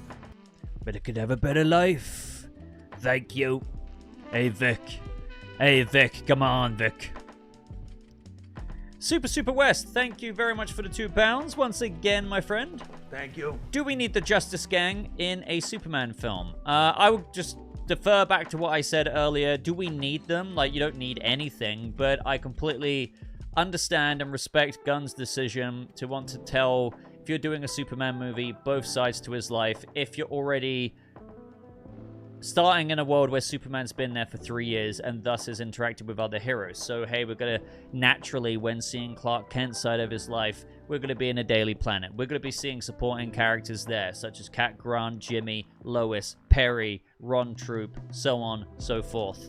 Oh, when he's in the Superman suit, hey, it's not outlandish to be like, okay, if you got the Clark Kent, Ron, Perry, Lois, Jimmy, we've got from the Superman side, oh, there's a metahuman dude he's bumped into before. There's another metahuman person who's in the city who does saves that he's bumped into before.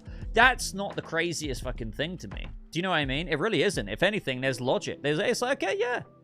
I see your concept there. That makes sense. You're seeing the Superman side, you're seeing the Clark side. But I dig it. Plus, you know, I'd get it if they, like, dominated the living crap out of the movie. But they didn't. Like, the Justice Gang were kind of just peppered throughout the plot, you know? I will defend that when it comes to Superman. But I wouldn't want it, like, all the time in terms of stepping it up in magnitude. Like, now times, like, the Justice Gang by 3. That would be a lot. But I know we're getting that in Man of Tomorrow, but that's not called Superman Man of Tomorrow. It's called Man of Tomorrow. It's kind of like a different DCU film, even though it's still kind of a Superman sequel. Which, you know, it's a bit of a cope when we explain it like that.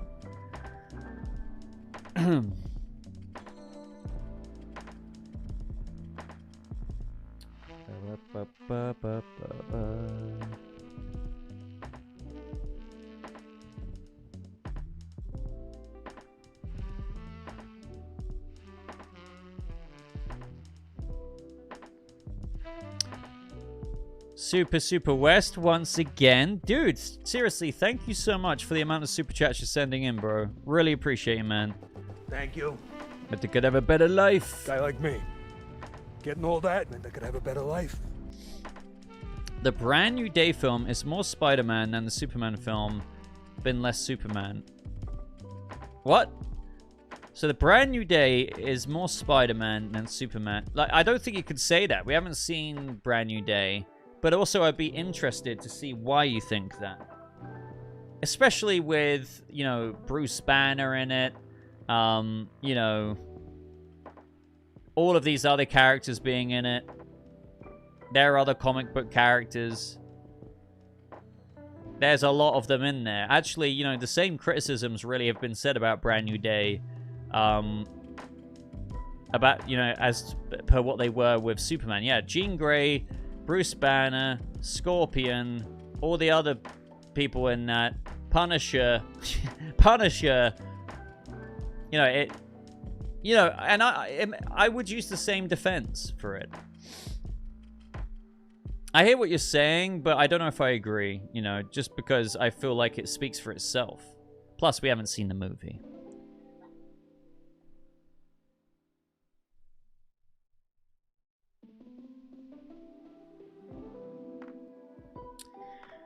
Oh, Sequential Art Chicks back at it again with a $5 super chat. Thank you very much, Sequential. People, I think, since it's the first movie, people are expecting to spend more time with his own supporting cast and other heroes showing up. But that's the thing, Sequential. I think those other heroes are his own supporting cast, if that makes sense, within the confines of this movie. The other heroes show up, sure.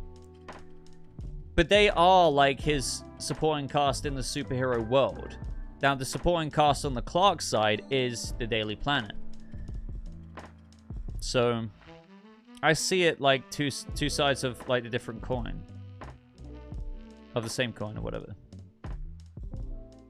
Not like Lois and Jimmy and everyone. But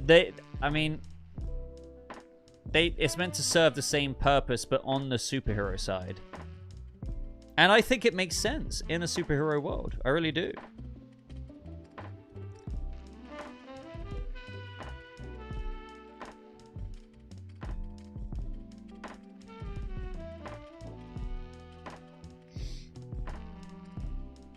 Thank you very much, Sequential.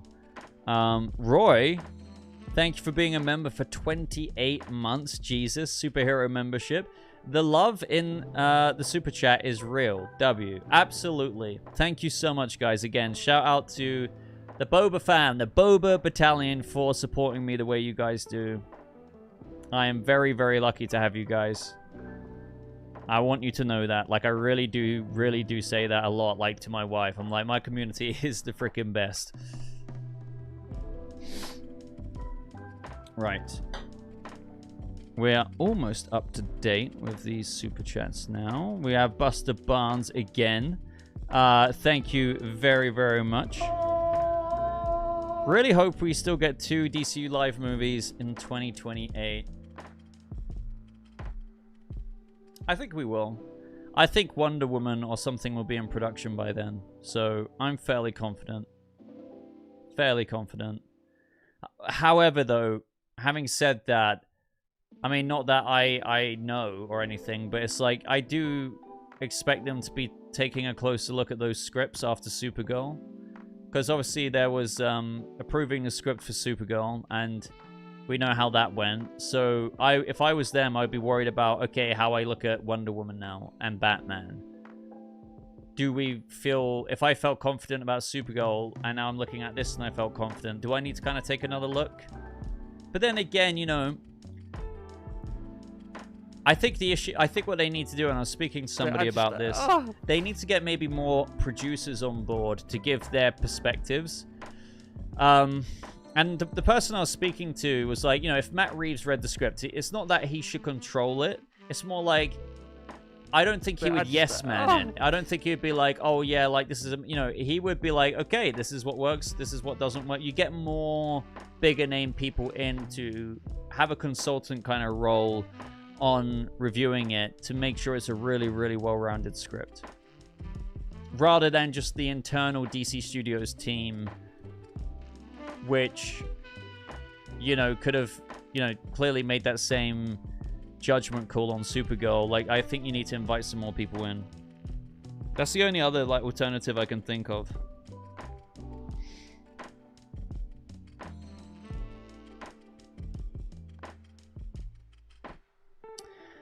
The Real Bleep upgraded to superhero membership. Thank you very much, Real Bleep. Thank you. Thank you. Guy like me. Guy like me. Getting all that? I forgot what some of these other ones are. I'm wasting my time. Wasting my time.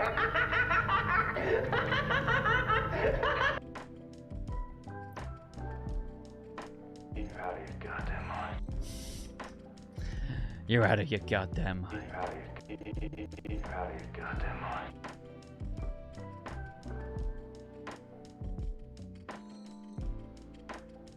Ooh, Roman Marsh 2648. Thank you so very, very much for your $20 frickin' super chat, dude.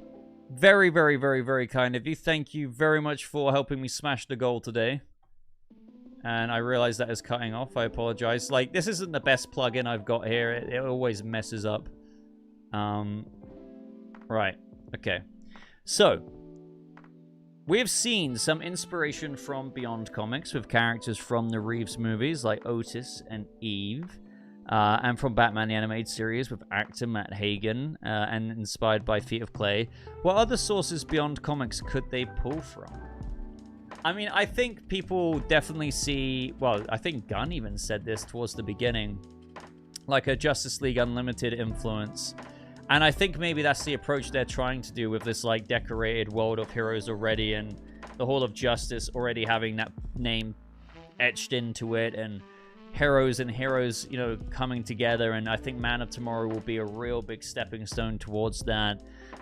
So, you know, things like Justice League Unlimited influencing the world a lot more.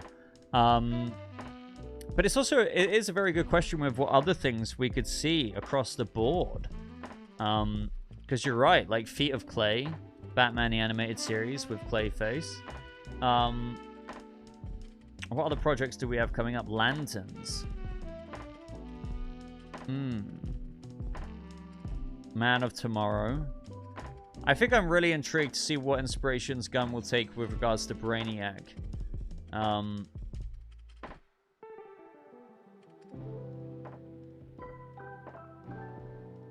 But yeah, I mean, I think it could only really be beyond comics. Like, there's only so many Superman movies out there, and I mean, you've already covered that, and we know, I think, what Gunn's preference is, and that's the Reeves side of things. So I think it would just be animated stuff. Cedric, Odyssey in 1 hour, 20 minutes. Enjoy, my friend.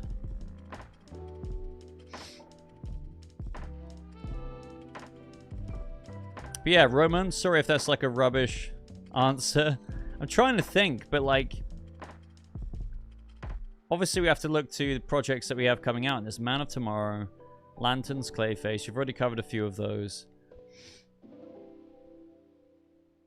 So I would just say like Justice League Unlimited for now. And I think that might actually ring way more true by the ending of Man of Tomorrow. Because there's no way that there's not some kind of unified front and kind of recognition of that unified front. By the end of the movie, after defeating Brainiac and like realizing that, oh my god, Maxima, join us. Oh, is there a Martian Manhunter? Oh, who's this person? Blue Beetle? Maybe you should join the Justice Gang. And it's like it's turning more into like this Justice League Unlimited, very much so a precursor, but also with Justice League International influences and, you know. But to be fair, there could be Batman the Animated Series influences to DCU Batman as well. That would be dope.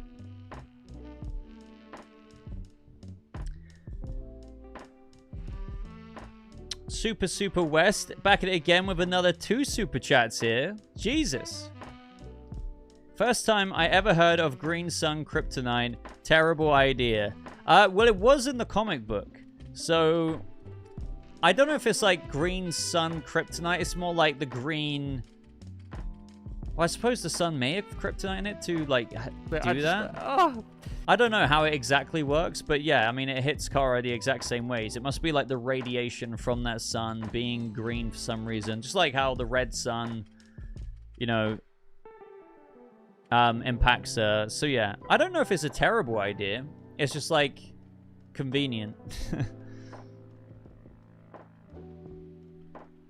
But yeah, it was also in the comic book. You asked that, Jay Shoko? What did you ask? Tell me, what did you ask? What did I think of the I Play Rocky trailer?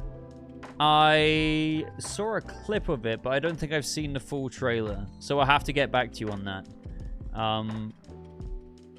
I think, yeah, I watched like a few seconds of it earlier, but I didn't watch the whole thing.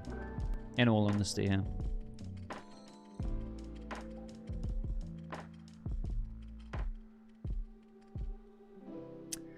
Thoughts on Patrick Wilson being up for Mr. Sinister? Well, apparently that's now Adam Driver, and the scoops are wrong about that.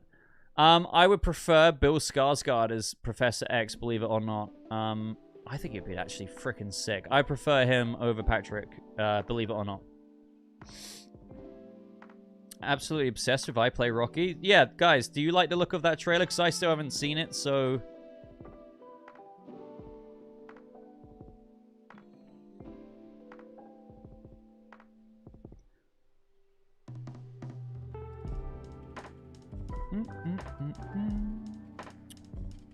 It is a good trailer.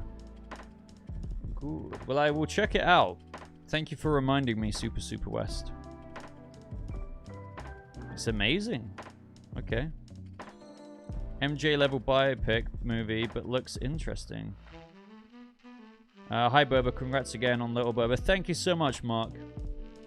Anyone else joining the chat? Little Boba is doing well. Very happy to report that the eye situation, the eye gunkiness has cleared up. Had an appointment today with the midwife and we were discharged. So that shows that little Boba is, you know, growing well and everything is going swimmingly. And we are very happy to have our little Boba battalion family. You know, it's something that we kind of are still pinching ourselves with every day. I know that sounds really like cliche to say, but it is really true. Like, first time parents, it's to an adorable little girl. It, like, honestly, even as I say that, it kind of makes my heart ache. Like, do you know what I mean? Like, it's that wonderful. It really is.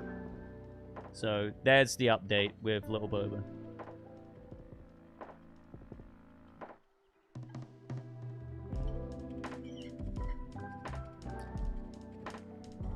Baby of tomorrow. I love that, actually. Sequential Arching, thank you very much for the $5 super chat. So you think with Marvel Comics HQ moving, I did read that earlier to Callie, that Marvel might change characters like Spider-Man from New York City to California. I wouldn't have considered that, but I don't think so. I think, well, I mean, you could have that, but I think those original locations will still be the staple. But yeah, I totally forgot about that now that you mention it, Sequential, that Marvel is looking to move to California from New York. Hold on, let me see if I can find that tweet that I read earlier.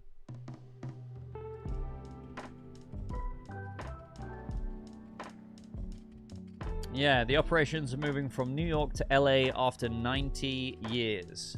That is a long time.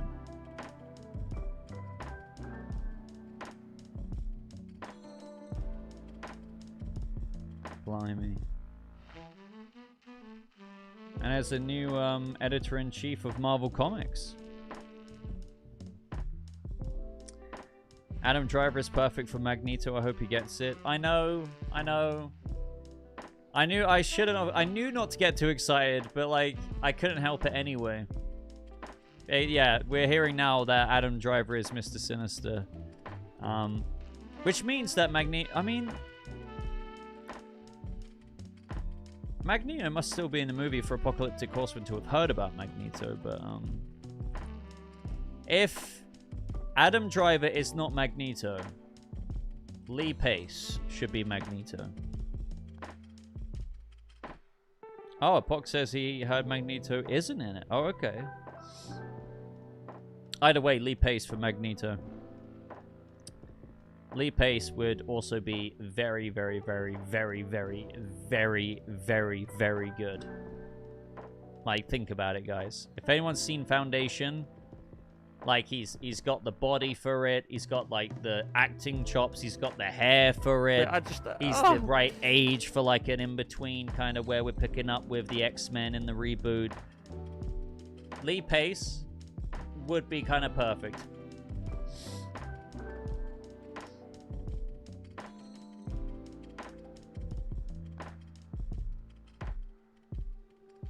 I mean, he's also got that Magneto energy. Think about it. Like, if any of you have seen, like, a few of Lee Pace's roles, he would have that, like, disdain for humans and love for mutants that Magneto carries with him. And I could imagine Lee Pace delivering a line. He's just, I'm now thinking, like, wait, do I prefer Lee Pace as Magneto over the Adam Driver thing? Maybe I do. They're both great. Both very talented. The Real Bleep back at it again with a £5 super chat. Thank you very, very, very, very, very, very much. Why does your face cam slowly zoom in during videos? It's just a thing that I do to kind of make it a little bit more interesting throughout it. I think it's just like an editing technique where I'm not saying it really makes it that different or improves it that much, but it's just as basic as, instead of me just sat here, like, even things like screenshots in an article, when you zoom in the text in the article, it gives something else for your brain to kind of, not appreciate, but, like, see and make you want to watch, versus just being completely still. Like, it's the argument of, like, instead of using pictures in a video, having a moving picture, like a trailer, or that. So let's just say you had a picture, but you had that same scene from that picture. You would be more interested in watching the video if it was that scene from The Winter Soldier versus just using a picture of that scene. So yes, it doesn't add a bunch, but it's just that's why it zooms in, to add a little bit more engagement. Yeah, it keeps the mind active. Like, I mean, a lot of channels do it, you know. So it's just a simple editing thing.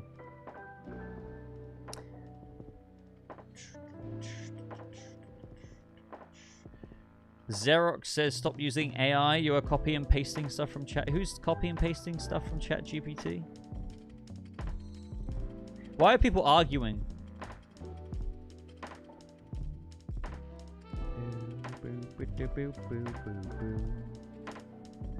Day, thank you very, very, very, very, very much for the $10 super chat. Thank you very much, Dado. Dado. Meant I could have a better life. Meant I could have a better life. Of course, we have to chuck that in there. But a guy like me. Getting all that. What I would love from the DCU Batman is a director/writer driven vision like Reeves and Nolan.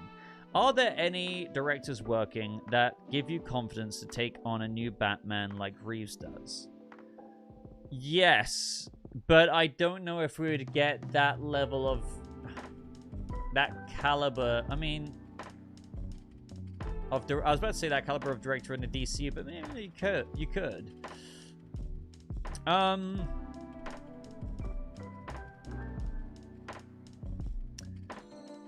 I mean, a lot of people have already been wondering about this in terms of well, I'm not going to entertain the idea of the merge because people would instantly say, well, what about Reeves?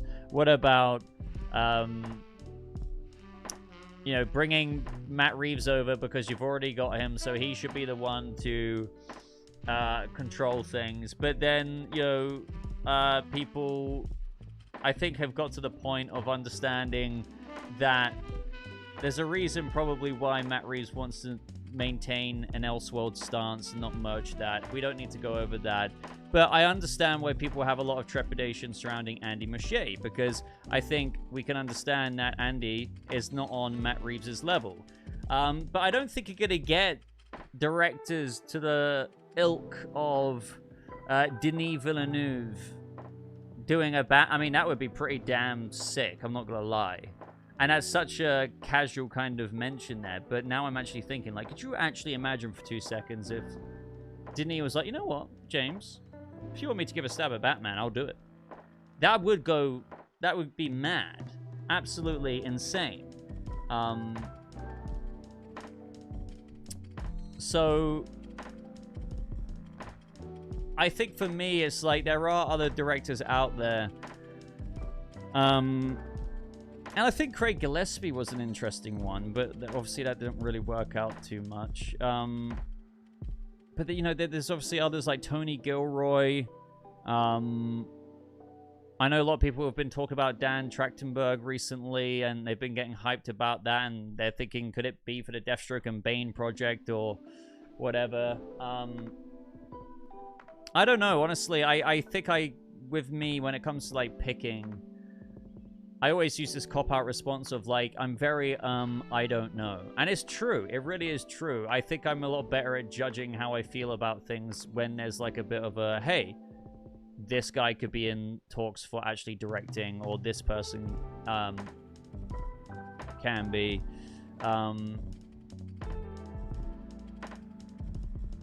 But yeah, I think Trachtenberg is more probably likely to do something, if there is any truth to that kind of theory going around. Maybe doing something... Wait, did we already have a director for the Deathstroke and Bane movie, or was that just a writer that they were tapping to be attached to the project? I can't remember, because there was a Deadline article about it, but I think if he did something like the Deathstroke and Bane movie, that would be sick.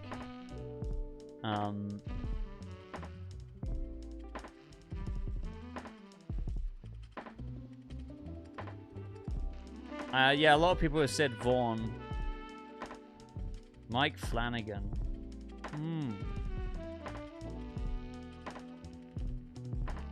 How would we feel about Mike Flanagan doing Batman? I've never considered that. With Mike Flanagan, I've always... obviously would have loved him for Clayface. Not like putting down James Watkins there, but... man, if Mike Flanagan did Batman... I love Mike Flanagan, but I'm just... it's not clicking right away. Greg Mottola, that was it.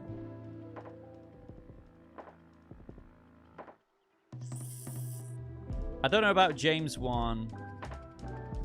Fede Alvarez, okay.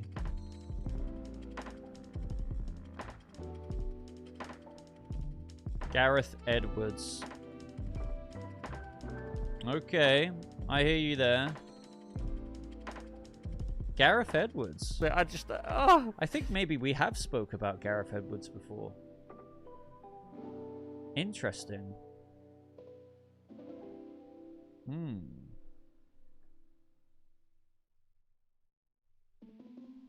I've heard... so the names that I've heard people mention before are Fede Alvarez, Vaughn.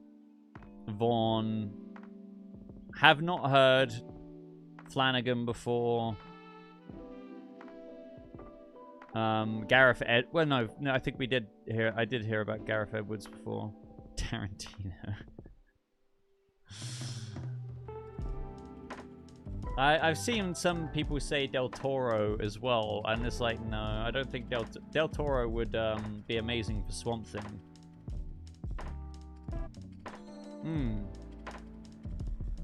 I don't know. Yeah, I don't feel James Wan or even Zach Kreger. I think they're better suited to whatever could be going on with... I'm not saying Deathstroke and Bane, but projects like that.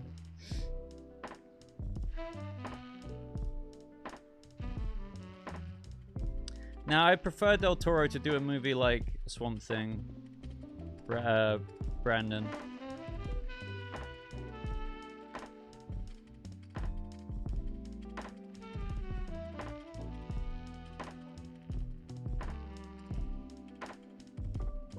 Curry Parker because he's being handed everything else. But yeah, sorry, Day. I would love that as well. I think if we had a DC Batman movie with a vision that is intact, just like the driven vision from Matt Reeves or Christopher Nolan, and I would still argue like whatever, you know, is going on with Clayface and Lanterns is also being reciprocated there. Like there's clearly a vision and a distinct one at that compared to your typical superhero genre stuff. And if we had, I think we need like whatever we're seeing that makes Clayface distinct, whatever we're seeing that makes Lanterns distinct, whether it's good for it or not, we need that distinct feeling with Batman. I don't want Batman the Brave and the Bold to feel like Superman and Supergirl in the sense of like the typical kind of, hey, this feels like a cinematic universe. It's ironic because it is a cinematic universe, but have it be its own thing that's in the same world as Corin Sweat, but it feels like a movie. This is what people were saying out of the test screening for Clayface. Clayface felt like a film, or so they said. So I 100% agree with Day there. Like, that's, I think, one of the biggest things they need to do with a new Batman movie outside of Matt Reeves' Batman is to, well, challengingly here, make it very fantastical, yet having its complete own distinct tone. And style. And grit.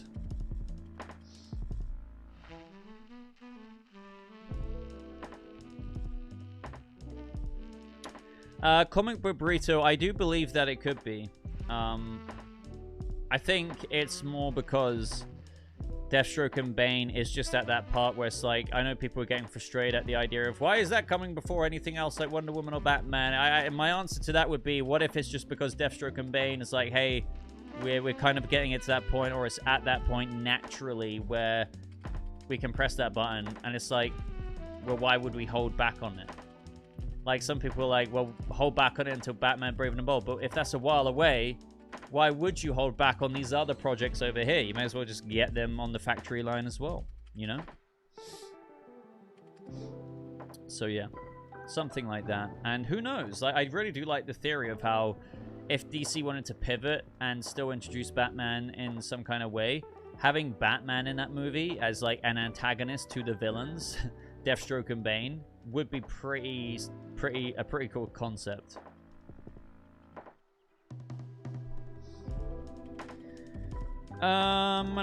Super West, thank you. And by the way, Dave, thank you again, man, for your super chat. Super West, thank you again for, I don't know how many super chats you've sent in during the stream, but I really do appreciate you, bro.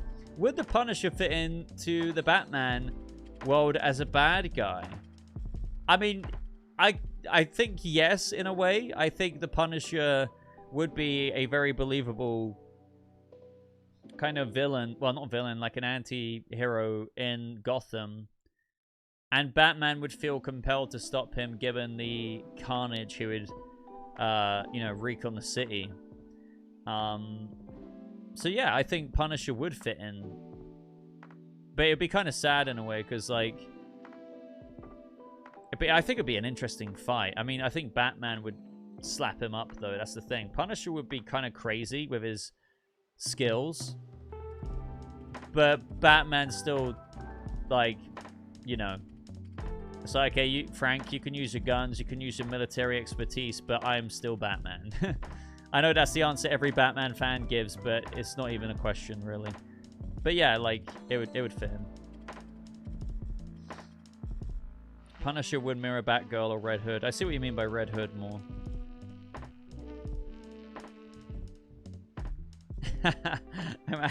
Imagine Punisher just kills Joker immediately. Batman's, oh, fuck. Oh. Okay, then. And then Hunter Jolly with the $10. Is that New Zealand? $10? Thank you. I feel like people aren't pumped enough about the idea of a Deathstroke and Bane film. I recall Gunn saying it's not exactly Deathstroke and Bane, so I wonder what it is or who else could appear. I hear what you're saying, but also I can't blame people in the sense of, you know, just the optics of things right now. People like want different projects first, like more of a Trinity, Batman, Superman, Wonder Woman project, or projects for those other characters. So the idea of, you know, Gunn doing a project like the Jimmy Olsen show, or even surrounding characters as popular as Deathstroke and Bane, it kind of feels like out of left field. But I do agree with you. Like, I often like to try and see the potential in projects and things. Like, there's a concept and there's a reason why they went for this concept and to go forward with it. And I think there could be quite a bit of, you know, reason, well, quite a lot of reason to be pumped about it.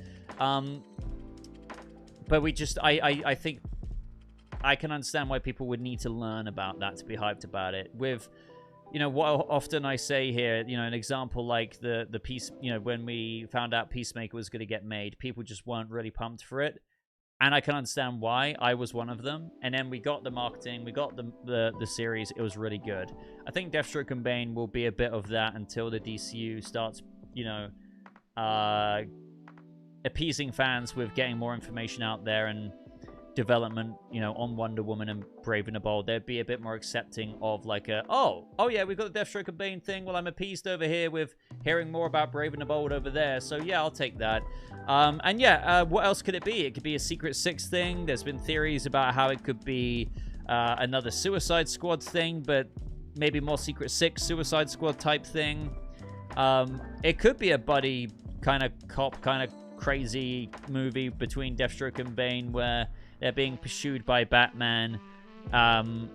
Maybe not, though. Maybe they're escaping Salvation. Maybe they're escaping being transported to Salvation. I don't know. Maybe it's about Argus sending their own metahumans after them. Or Batman. I don't know. Oliver, no. No, definitely not. Definitely not down to Andy Serkis. Andy Serkis can film his scenes as Alfred easily enough through just scheduling that in later down the line. It's not like they shoot a movie in order, so the idea of Andy Serkis filming The Hunt for Gollum, that doesn't impact it, because they would just be like, oh, well, we'll just get you to shoot your scenes months and months from now.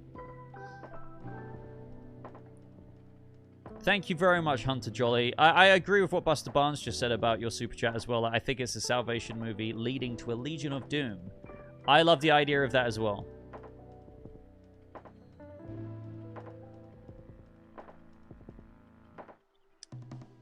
I think Salvation is going to be implemented into projects like this more and more and more and more, especially after Man of Tomorrow.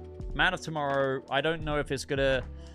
Oh, wait, maybe... I think Salvation does play into Man of Tomorrow, because I think there is a Gunn comment out there somewhere that did say that. I keep forgetting it, though.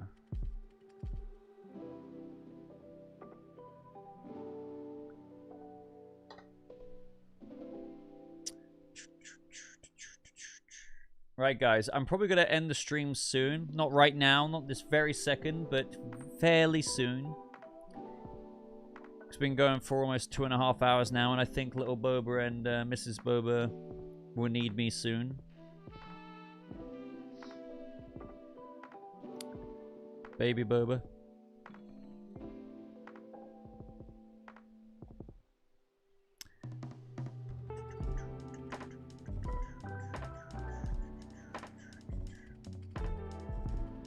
I really like that idea as well. It's like, I can't remember where or when I first heard that, but when somebody was like, okay, well, if they're trying to like do Batman sooner in a way that organically works, and it's like what Kenya King just said here, like, again, Deathstroke and Bane movie, but imagine if the villain, so to speak, the antagonist, is running from Batman because they're escaping Salvation. Batman has to kind of bring him in or something like that, like he's the Terminator.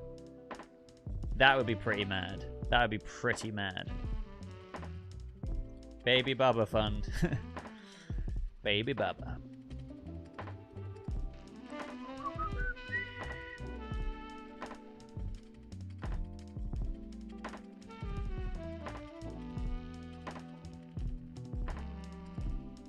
Flash Rogues movie. I think that is a really cool concept. Yeah, like the idea of villain's perspective, the hero is the antagonist. It's pretty dope.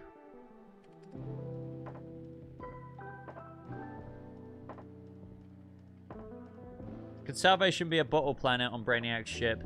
We have talked about that before, like maybe the QC could be like a technology that's also utilized to also portal your way into some of Brainiac's bottled locations or something. Like dimensions. Maybe they're like pocket dimension spaces. I wouldn't count on it, but we have talked about that theory before.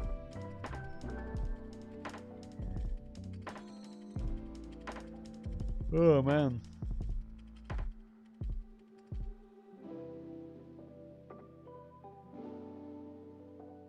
That's true, Day. That didn't think about that. That could be what it is.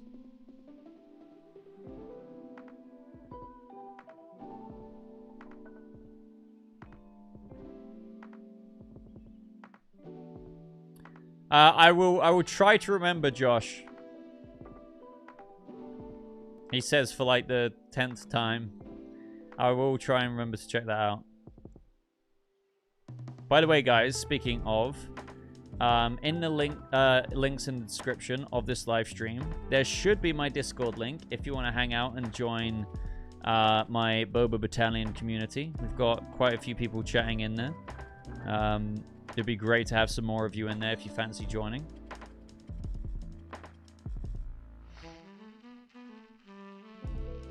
I did, yeah. Which makes it more interesting as to why we didn't get a similar post surrounding Adria Arona as Maxima. Which means, even though it's being claimed by Apocalyptic Horseman that she's Maxima, why, you know, Maxima isn't Wonder Woman, so why not be like, okay, yeah, she's Maxima. In the same way he posted about Jimmy Tachero's Grodd. Maybe there's something fishy going on there. The Spider-Man trailer leaked? Did it?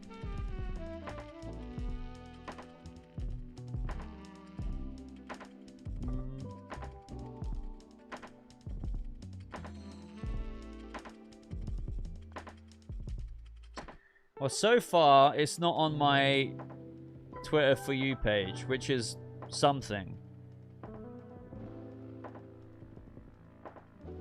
So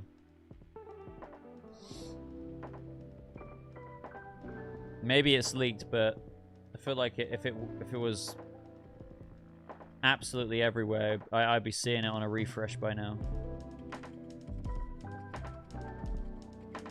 Right, guys, with that being said, I'm going to have to head off and go see Baby Boba now and Mrs. Boba. So I just want to thank you all for a really, really awesome live stream. Thank you all so much for supporting me as much as you do. It really means the world, and it really helps support the channel, especially when I've got back to a bit of a slow start, understandably, with Baby Boba in terms of the channel uploads. But slowly getting back into the swing of things. We'll still be live streaming. Don't worry, I'll be streaming again maybe this week, if not early next week. There's still another video to go up. It's going to be a very busy, actually, next couple of weeks. Obviously, there's a Lanterns trailer, Lanterns panel. Then with Marvel Studios, I'll be covering that as well. X-Men stuff, Avengers Doomsday trailer reaction and breakdown. It's quite a week ahead. So prepare yourselves for that. Looking forward to experiencing that with you guys, maybe in some streams and obviously videos. Check out the links in the description. Follow me on Twitter, Instagram. It's just @BobaTalks.